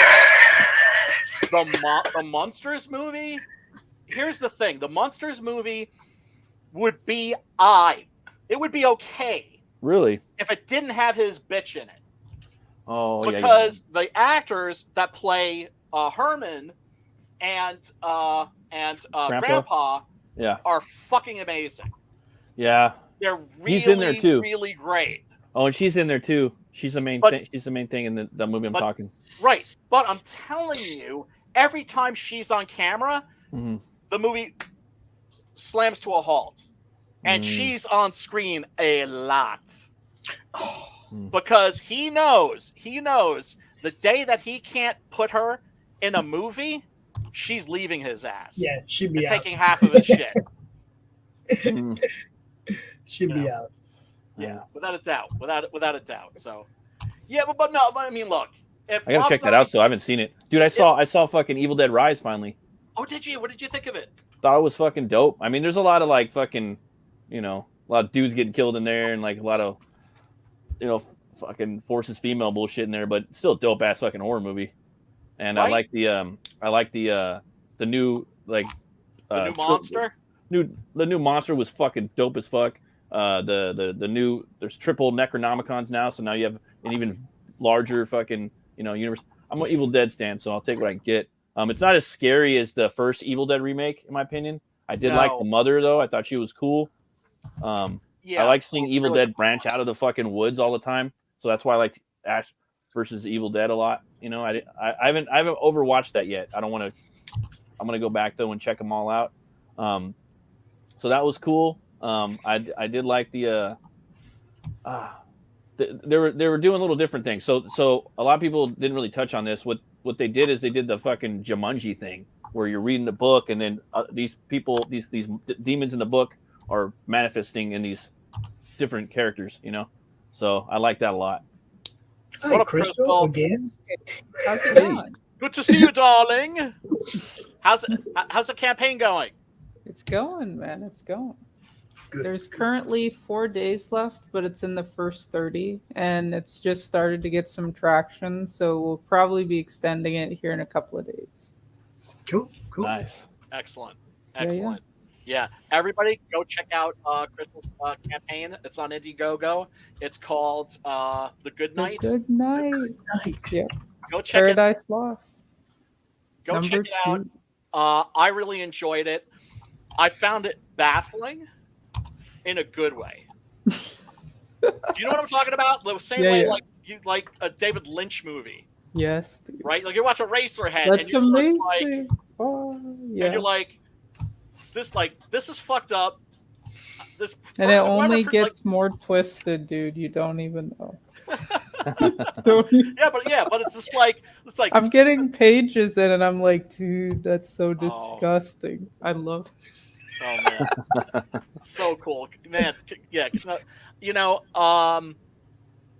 a lot of people are sleeping on your books. You haven't been out there that much, right? You've always been a part of the community, but you've always sort of been a lurker. Yes, dude. I am a big time lurker. Right. But you I've gotta been put yourself here for out there. a while, though. I know. Yes. She Crystal is OG CG for sure. But needs to be better known. But the only way that you're going to get better known is going on more streams. I know. But you've been doing that. Yeah. It's hard because, like, as a creator, you're like, you have your head down, like, working on your stuff, and then you're like, oh no, I've got to promote. Wait a minute. You got to put on a new promoted in a while. New hat. Yeah, she was on RJ's show earlier.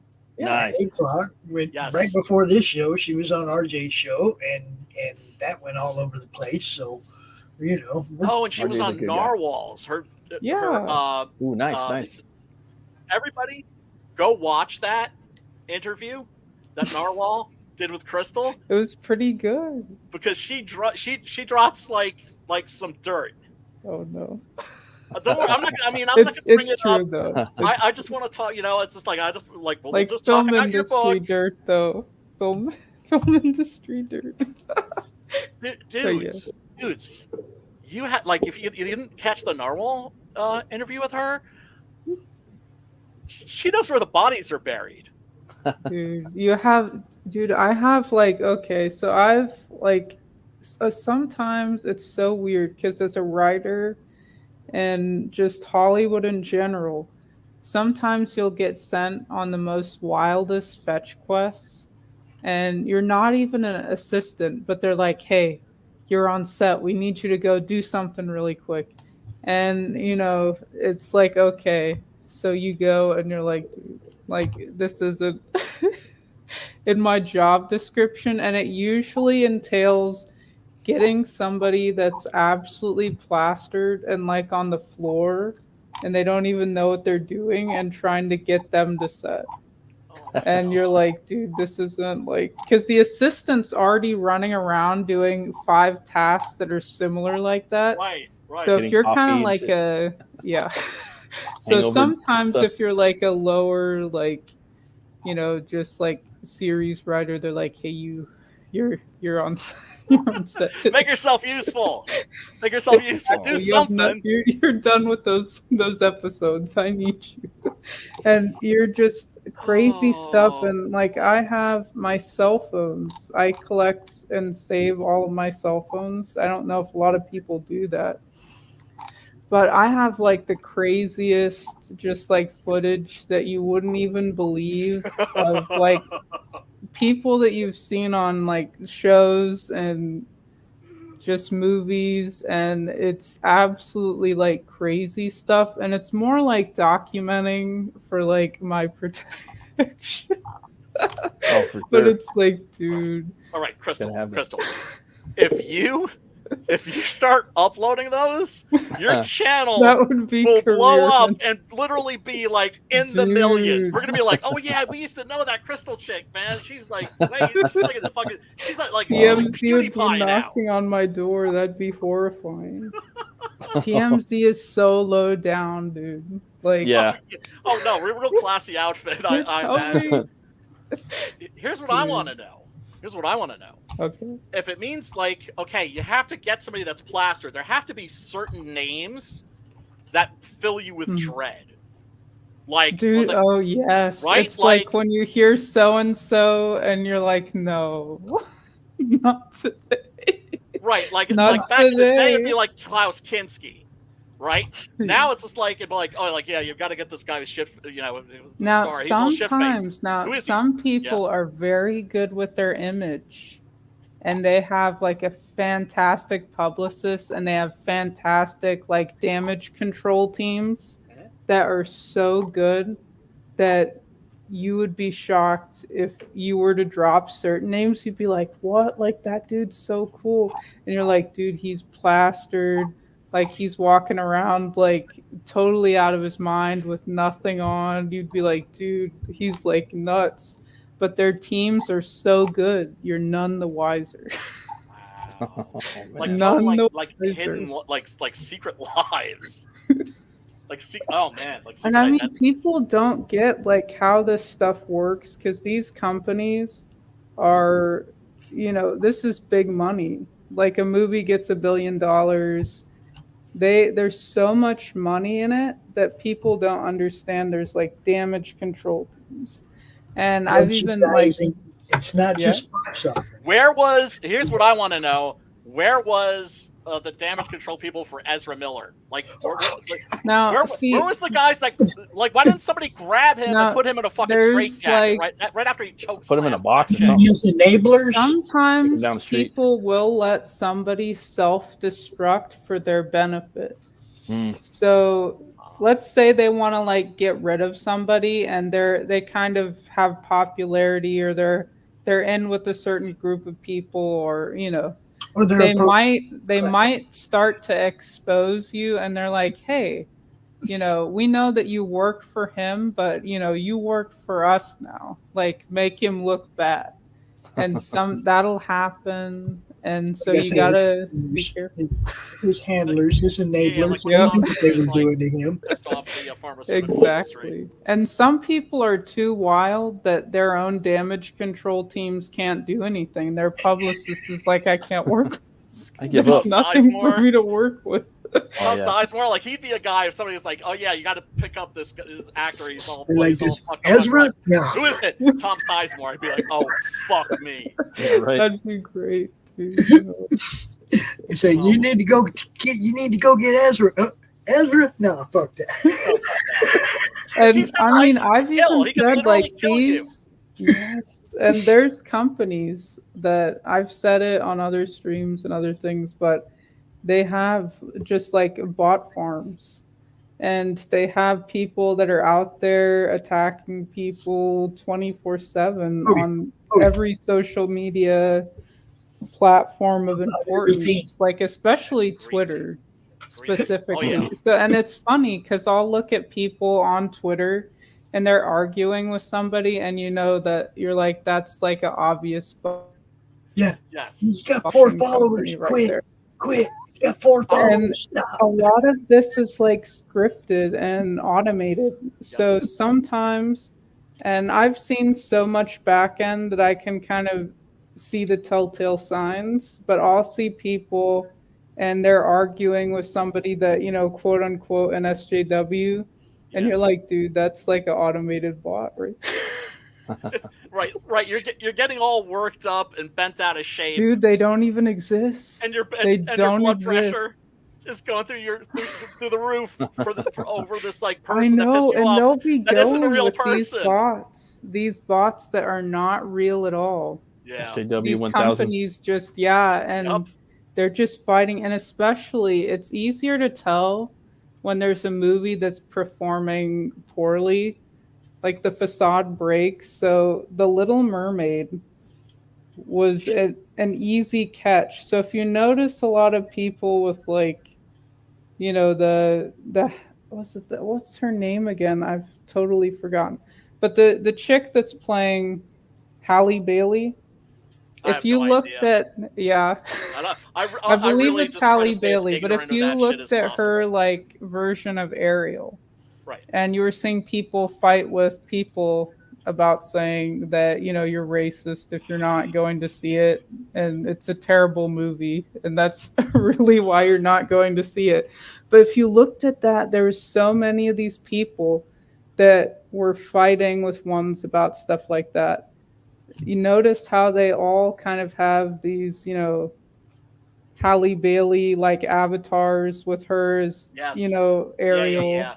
Well, you notice that, and then you start looking at what they're actually saying, and when people are responding to them, notice how it's like generic. And then you look at other ones that are also have those same avatars, and people will do it. Like they'll put the tweets or responses together, and it's all the same like text, like exact same text. Cut and paste. I look at their that's 20 what AI followers. is going to be useful for. I look at their 20 followers, and their 20 followers all have all the exact same text, all the exact same posts. Yeah, and it's getting even more difficult because they're buying old accounts. Yes. So it's even more tricky because you're like, oh, well, this account's been on Twitter since 2012 or whatever. Right. And then that makes you think it's more legitimate. No, so they have people that are farming accounts. The ones that have been there forever and only have 100 followers, I don't buy into that shit either. Yep. Exactly. Yeah. I mean, I only got sucked into it like literally for a half an hour. This is when I posted my version of that page where Superman gets like graped with a piece of rebar. Oh yeah. Right. Yeah. And where I changed all the words and everything, and I put like an SJW's face over like the evil general. You know, a guy with like a carnival barker mustache and like a very woke hairdo, and like people got mad. And I'm sure some of the people that were coming at me weren't people, were bots. Yes, and I got this sick feeling. Because notice how quick they're so quick. Like if you just post it and like a minute or two later, they're already on you. Like that is a telltale sign that might be like a suspicious situation. And Disney loves doing that. They're a big company that loves sending the bots out on Twitter specifically to go after people. I mean, and it's Disney kind of like in the industry, it's like an open, like everybody knows they do it. So that's why I'm comfortable talking about it on, because not many people know, but people do know that, especially Disney, they love it. Well, and you will see them on like Facebook with bots too, but that's like not as beneficial as Twitter. Right, because like Twitter can like make or break you, whereas like nobody gives a fuck about Facebook. Yeah. Like their method on Facebook is a little bit different. It's more like a personal attack on Facebook, and Twitter is just like ganging up on people. They can't affect anything we do on Facebook. Because it's our own group and we just boot them bitches. Well, here's the thing that fucked me up. After like a half an hour into this thing, I started getting like this like I got a tummy ache. It gave me a tummy ache. And I was like, okay, you know what? I think I'll stop doing this. Delete, see ya. Right? And then I thought, oh my God, there are people that in that little half hour space I was in, there are people who live there. Yeah. Yeah, that's their life. Like, that's their life. Cold chilling with NPCs. Crazy shit, man. Let's take a look at your campaign, by the way. Do you know what Ron's talking about here? No. I mean, I know that IDW was kind of going out of business. I mean, heard about it like a month or two ago, something like that. They've been on the verge for a while now. For a while now. Just waiting for them to, croak, but it hasn't happened yet. They're hanging on, though. Only book that I buy is from them, the Walter Simonson Ragnarok, I'm just like, dude should just fucking crowdfund this book, dude, Oh, yeah. Get out of there type shit. Yeah, but I mean, Walter's, is like an OG, so the OGs don't know, from Kickstarter and Indiegogo and all that stuff. They always need somebody like Mike needed Chris Braley. Right. Where it's just like, somebody. I'll do the shit for you, or I'll teach you. It's really simple. That's what I've always loved about this indie comics community that we're in, is that anybody can come in and we'll show you how to do shit. People have been generally pretty generous when it comes to that shit. We still got fireworks. What is it? The 6th? We still got people out there shooting off fireworks. Yeah, it's all summer long over here. They don't shoot fireworks. They just make bombs and blow things up. Loud as fuck. I like blowing shit up, man. I miss blowing shit Boom! Just loud all summer long until this is like 8th day in a row that I haven't gone out and seen any fireworks. Whenever it's 4th of July and the fireworks are going off and everything, I just remember the 4th of July where my best friend and I went to the movies and saw Day of the Dead. Nice, dude. Yeah. Tell people about the Good Night, by the way, because we need to get you to 5K.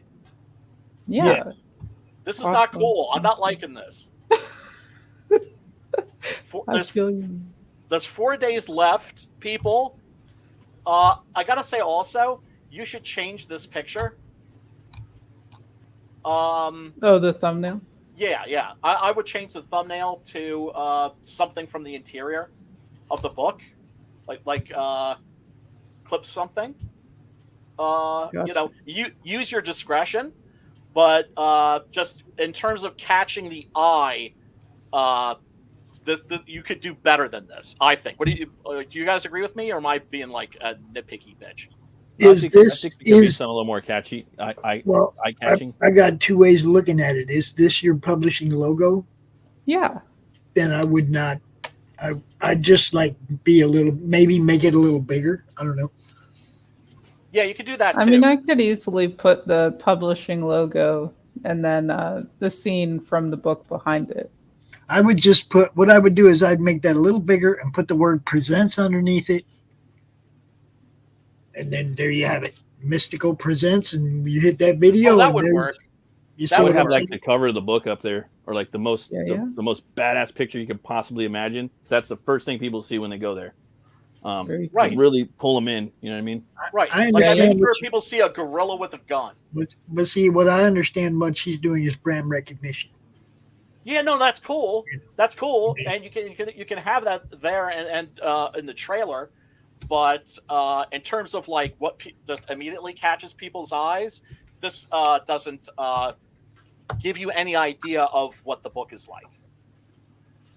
So I would recommend folks in the chat. Like, this is a thing that we indie comic thieves do. We're always trying to help each other.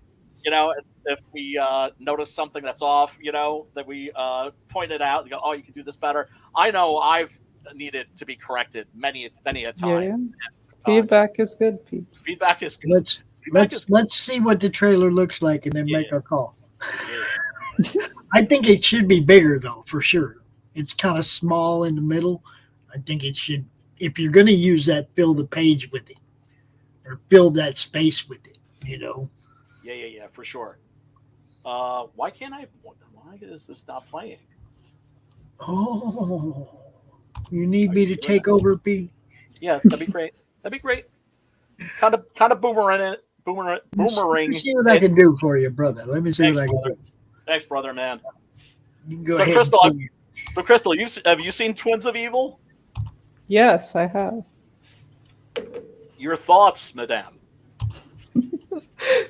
Well, are we back to? Okay, there we go. No, it's like I'm like Pasta's opening something while I'm opening something, and we're closing each other's shit. And okay, I was very confused. Okay, that's why. But no, I did rewatch it recently. It was on Tubi, is where I found it. Yep. But it's an interesting little film. Okay, I was going to ask, are you much of a Hammer fan? Yes, I am. Okay, all right. Yes. It is a lesser Hammer movie, but I still think it's a good one. Yeah, it's definitely worth the watch. And twins always fascinate me too. Right. So that's always interesting to kind of see that closeness on film. Are you ready? Hell yeah. Do it.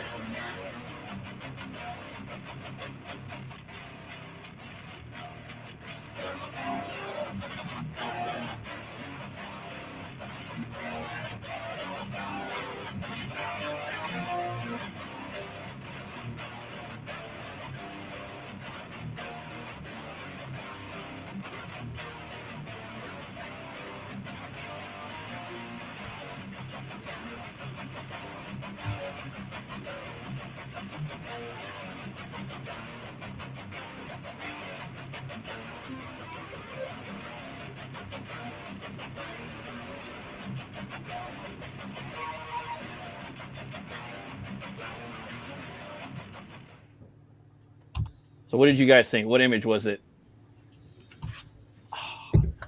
It was, for me, it was that epic battle sequence. I think that should be the image that people see when they come to your page.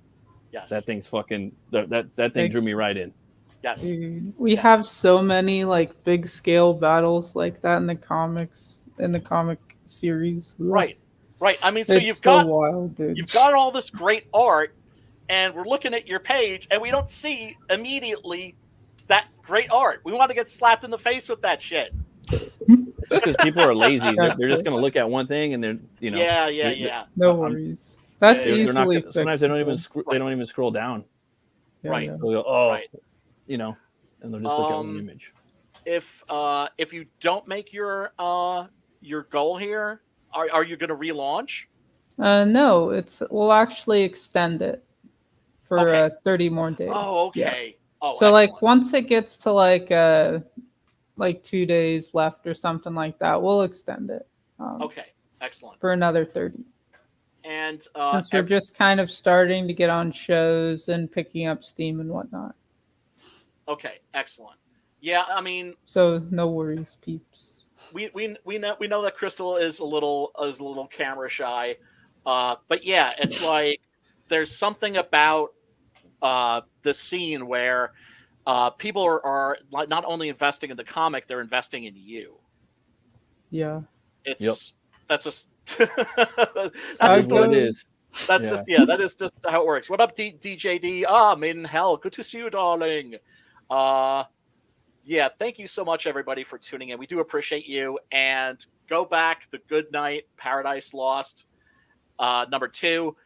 And if you can't, if you are in broke-ass bitch status, which I am currently in, and will hopefully no longer be in a few weeks, you can always share the link.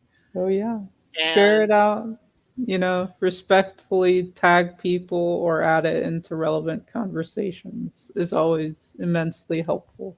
Yeah, because what that does is that basically reaches out to your friends and says, hey, look at this.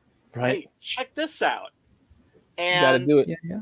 And not everybody, but some people are going to go, ooh, what's that?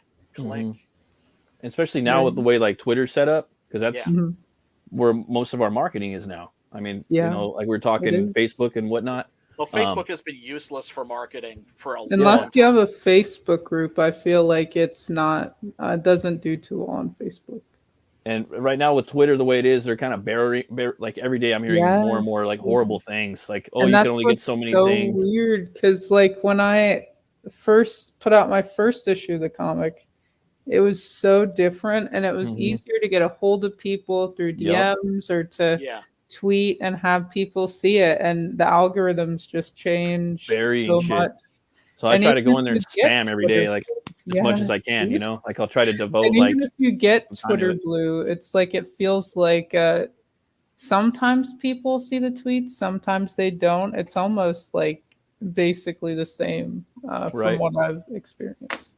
I haven't got it yet, but yeah, I don't know. The only thing that's good about it is that if you are promoting, you can add more to your Twitter posts. That's I've seen that benefit, and edit your posts. Yeah, I think it's beneficial for like when you're in campaign mode, like right now. Yeah, I think Robert was talking about that from our fourth publishing. If you're doing a campaign, if not, just hang tight till they fix it. But a cool thing though about the comic, you might notice that Paradise Lost is in the title. Yeah, totally. So if you like the John or the book, the John Milton book, it's you will see, some biblical characters that this book may or may not pop up. I am a big. It'll kind of link because we have the Holy Grail, and our take on it is that it was in the hands of Jesus Christ at the Last Supper with all the disciples and whatnot. And so it does have powers due to, love that shot, like Jesus touching it. Like those two shots, even like the top one and the second one, I would put either one of those on there. Crystal, what the hell's wrong with you? I would even put the logo of the book, the Good Night in there with the yellow. That's actually so. When you search it up, that's funny that you mentioned that, because when you search it up on Indiegogo, that's actually the image. Oh, really? When I post it on Twitter, that's the image that you'll see when you post the campaign. Yeah, so I can just drop that over then. But so you will see other characters from Arthurian lore that are still alive and present day, because Sir Alexander was acquiring the Holy Grail to restore King Arthur's health. But since he got turned into a teddy bear and pushed forward in time, Merlin basically has to put Arthur into a magical deep sleep. Yep. So he's still alive. Couple knights are still alive, so you might see some of your faves. And, now, you know, if you have read, you know, might show up. You never know. if you have read Le Mort d'Arthur, or if you have read Camelot 3000, dude, I love Camelot 3000. Shame on you if you haven't. How fucking seriously? How dope is Camelot 3000? It's amazing. It's amazing. More people need to read it. I know. It's so good. I know. Because it's just the relationships between the knights, and because they're reincarnated into people in the far future. Right. There's so much stuff that normally you wouldn't even talk about in a comic. Because, for instance, one knight gets reincarnated into the body of this like female. And it's like Tristan and it's like the relationships between like her and the other guys is like different now. Yes. And so it's all of that stuff yes. that it's pretty deep when you think about it. Yeah, Tristan is one of my favorite characters in Camelot 3000. I liked in the trailer too where the teddy bear was hacking some bad guys up. Dude. Yes. People are getting hacked up. Really cool out. Okay. Kicking ass with a sword, you know? Like okay. I know it's not probably the main thing, but like it draws you in. It's like it's eye catching, you know, like oh damn, there's a fucking Why teddy bear is that not ass, here, you know? Crystal? Why is that not here? Sorry. It's all good. No worries. It's a quick fix because I already have the one from. It's everywhere else, but I can. Who would want that teddy bear? Like even a little toy with a sword with a little blood on the side of it, you know? But do you notice there that his horse is the sword? Oh man. Yeah. Yeah. Oh yeah. Yeah. That would be a cool little like slam buddy, even, you know, like the ones that Edwin Acevedo has. Oh yeah, those are dope. Oh yeah. But instead of a teddy bear, you got a slam buddy with a sword. Like that's he's so a kick-ass cool. one, you know? I don't know. That's great. The slam buddies. Like when it comes to like teddy bear, slam bear, yeah. That's what? Like why don't I have a 6-gun gorilla? Yeah, no, the real. I need one of those. Holton's making one too for his other one, his pain, but yeah, dude. Yeah, and Crystal and I at one point talked about a possible 6-gun gorilla crossover.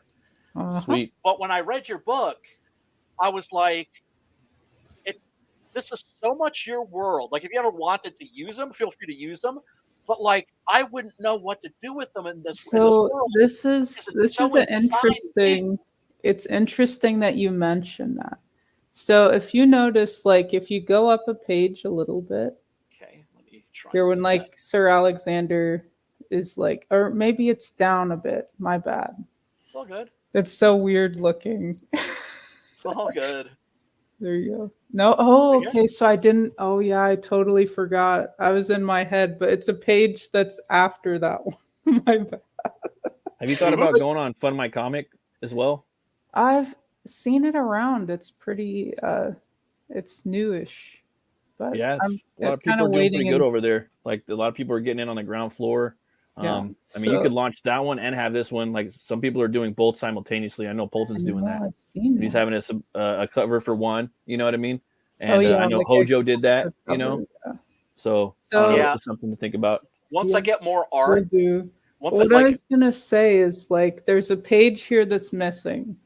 My creative brain was like adding that page, but it's not there. But it has spoilers. Crystal, what are we gonna do with you? It has spoilers on it. That's why I just realized that's why it's not on the page. But that page, it shows how Sir Alexander gets pushed forward in time. Mm-hmm. And it's this, I don't know if you'd call it it's like a magical discovery that's in between worlds. We call it, what are we calling it? Like I'm forgetting right now. That's all right. But it's like the Pool of Worlds is kind of like our working title for it. And what it is that there's in Queen Belladonna's planet, and it's a living planet. But on that planet, there's these magical pools, and each pool will take you to either a place or another world. So you can basically go anywhere with these pools and anything can come out of the pool.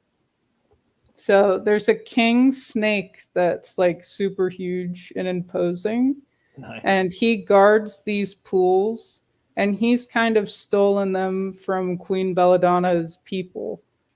And he's just kind of built his castle around it and it's all for him. But through that, all of the other comics that we have finished that will kind of come out after the second issue, so it makes sense. Different characters from different worlds can interact with each other through these pools. Yeah. Okay. And so when you get to like the final issue and it's like the rallying of troops, you're going to see like people from all sorts of different worlds kind of like crawl out and like, you know, pretty epic.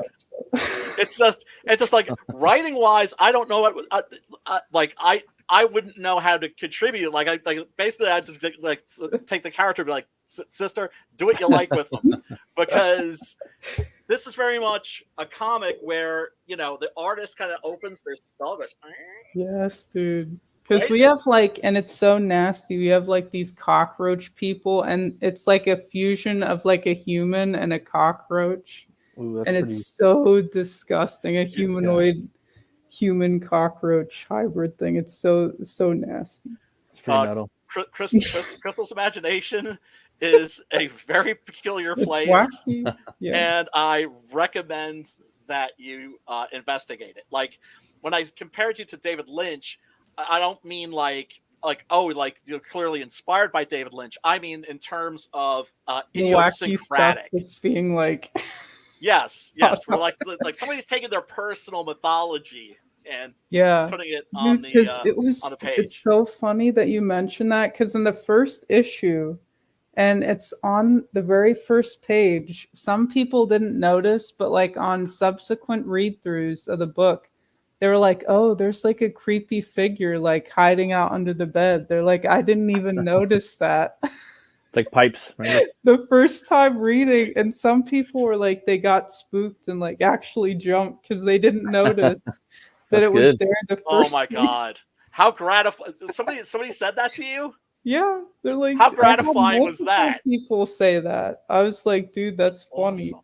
I was kind of hoping that would happen, but that's like, awesome. It's funny when you hear back when it happens. It's pretty cool. It's really encouraging when you discover that that your work had an effect on people that you were hoping it would have. Yeah. I was like, is anybody gonna notice even? Because it was a very action-packed like a shot, because you have Sir Alexander on the bed protecting his master, and Queen Belladonna is coming in. Her hair's like flowing. It was a very action-centric, you know, like boom, we're right into the story. And so then I figured if we put something creepy under the bed, people might not notice the first time because they're focused on the conflicts on that page, and it worked out. Nice. So everybody, go check this out. Like I said, if you can't back it, and you've got like tiers where you can get the single issue, where you can get the digital bundle, which is just $10. Yeah, it's cheaper to buy it together here. You'll save a couple bucks. This is how we do it. Yes, and 3 people got the MVP package. Yeah, and that includes 2 reader copies, 2 CGC graded, and then a challenge coin that'll have Queen Belladonna is the design we're kind of going with for that. Badass. Yeah, so everybody go check that out. Let's see, how long have we been going here? We've been coming in at hold on, let me close that. Don't want anybody to see any of the pornography I have on my computer. But yeah, I gotta stretch and get my grub on. But Crystal, thank you so much for hanging out. Yeah, and no problem. Everybody that's been watching us, thank you so much. We really appreciate you. Click the like button, ring a ding ding dong the bell. Aw. Oh, doggo. To say? Yeah. What? Speak. Do you have anything to say, or are you just sitting here looking pretty? Oh, he's not feeling looking pretty today. He's like, I'm not your monkey. Got humanized. Nothing to say. Any other time, don't shut up. Right now, you got. Yeah, he's pleading the fifth. That's great. Yeah, he's not your monkey, Pops. What's up, dude? Good as hell, man. Huskies are just freaking adorable. So, Crystal, tell everybody where they can find you and your stuff. Oh, yeah. So you can find me on Twitter. That's kind of where I do the bulk of promo and some interesting takes occasionally, some spicy ones. You can find me on Twitter at Crystal McGee, just how it looks on the screen. You can also check out my YouTube, which is also under my name. And I have a documentary. I'm actually exporting it right now. And that follows the creative process as far as The Good Night's concerned. So you'll kind of see the early stages of my idea. Because it's so weird because the story's been in my head for so long. And I actually had storyboards made when I was in 4th grade. Damn. And surprisingly, how those storyboards were laid out in 4th grade is very close, very like spooky, how identical it is to what actually is on the page. So you were ahead of your time, Crystal. Yeah. Yep. So it'll be interesting. Remember what I said about how people like are investing in you? Yeah. That is a great idea. Yeah, that's dope. And you said you're uploading it right now. Yeah. It's like it's exactly 28 minutes, 29 minutes, something like that. But it's super weird, but just how wild it was to get the book actually made, because a lot of people don't know. I actually started making the book like 2017, 2018. And when I made it, the original artist that I had before Francisco, he actually finished the entire book.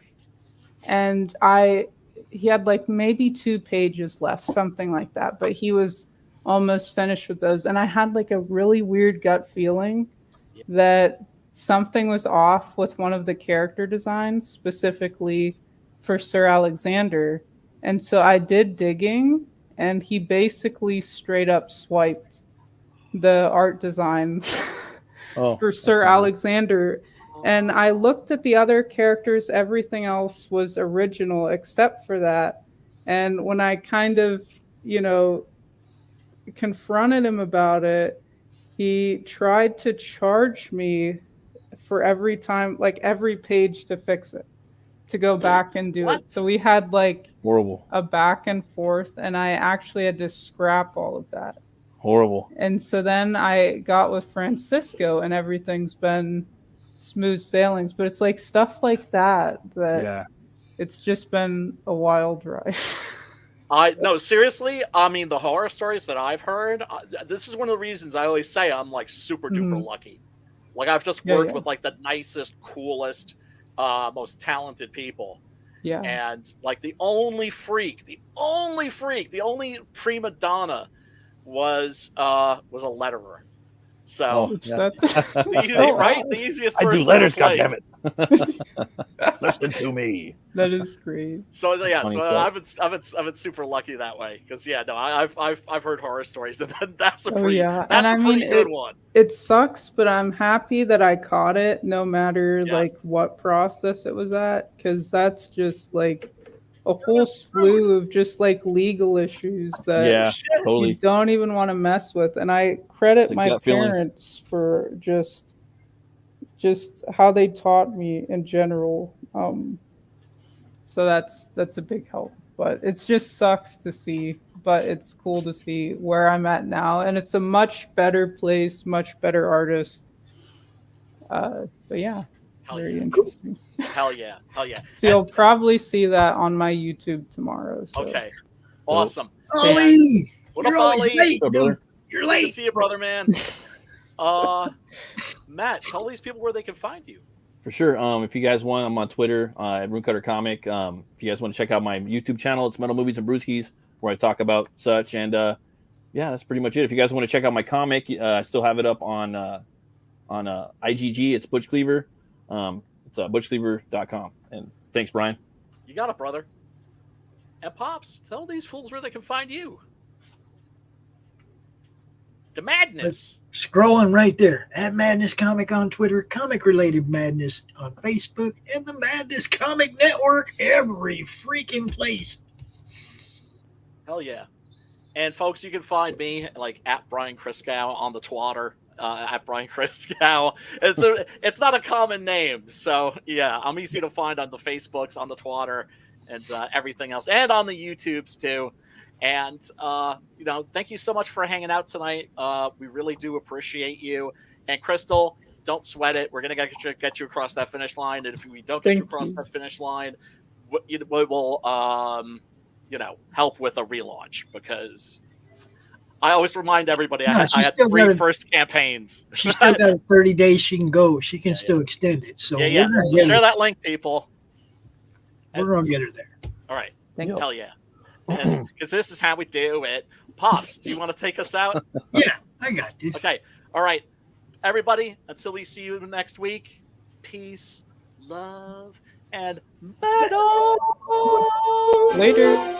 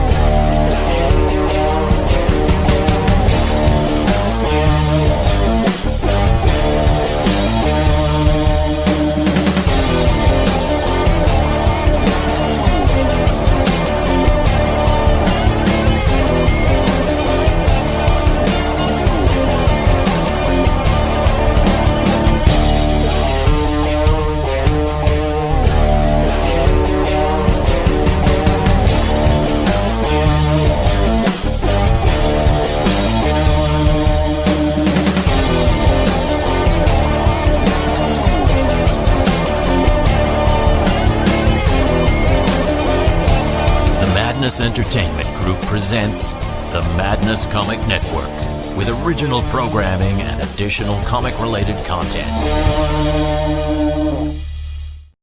The Civil War was America's bloodiest conflict. Over 500,000 died to preserve national unity. When the war ended, Confederates like Harley Brogdon headed west, shooting game for the Army and gambling. When a card game turns deadly, Harley shoots in self-defense, killing the card sharp who threw down first. Wilfred Knorr, the card sharp's wealthy father, will stop at nothing to see Harley hang. Harley flees to Cobb's Gap, an old silver mining town at the foot of the Rockies. A remarkably peaceful town, especially after dark. But the sheriff harbors a dark secret, and no one dares go into the mines anymore. Cobb's Gap is full of secrets.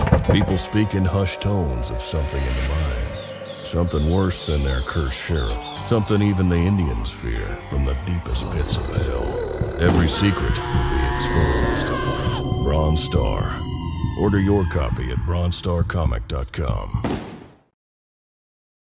Comic Books for Kids provides comic books to kids in hospitals and cancer centers across the U.S. It's a place where we can all work together to make sure every child has a comic book. 100% of all proceeds go towards the kids. It's about making a difference, and while they're in the hospital, allowing them to fly like a superhero, battle dragons, or rescue teddy bears. We are in every state in the country and now support over 160 hospitals. Every month, we add more. Visit cb4k.org.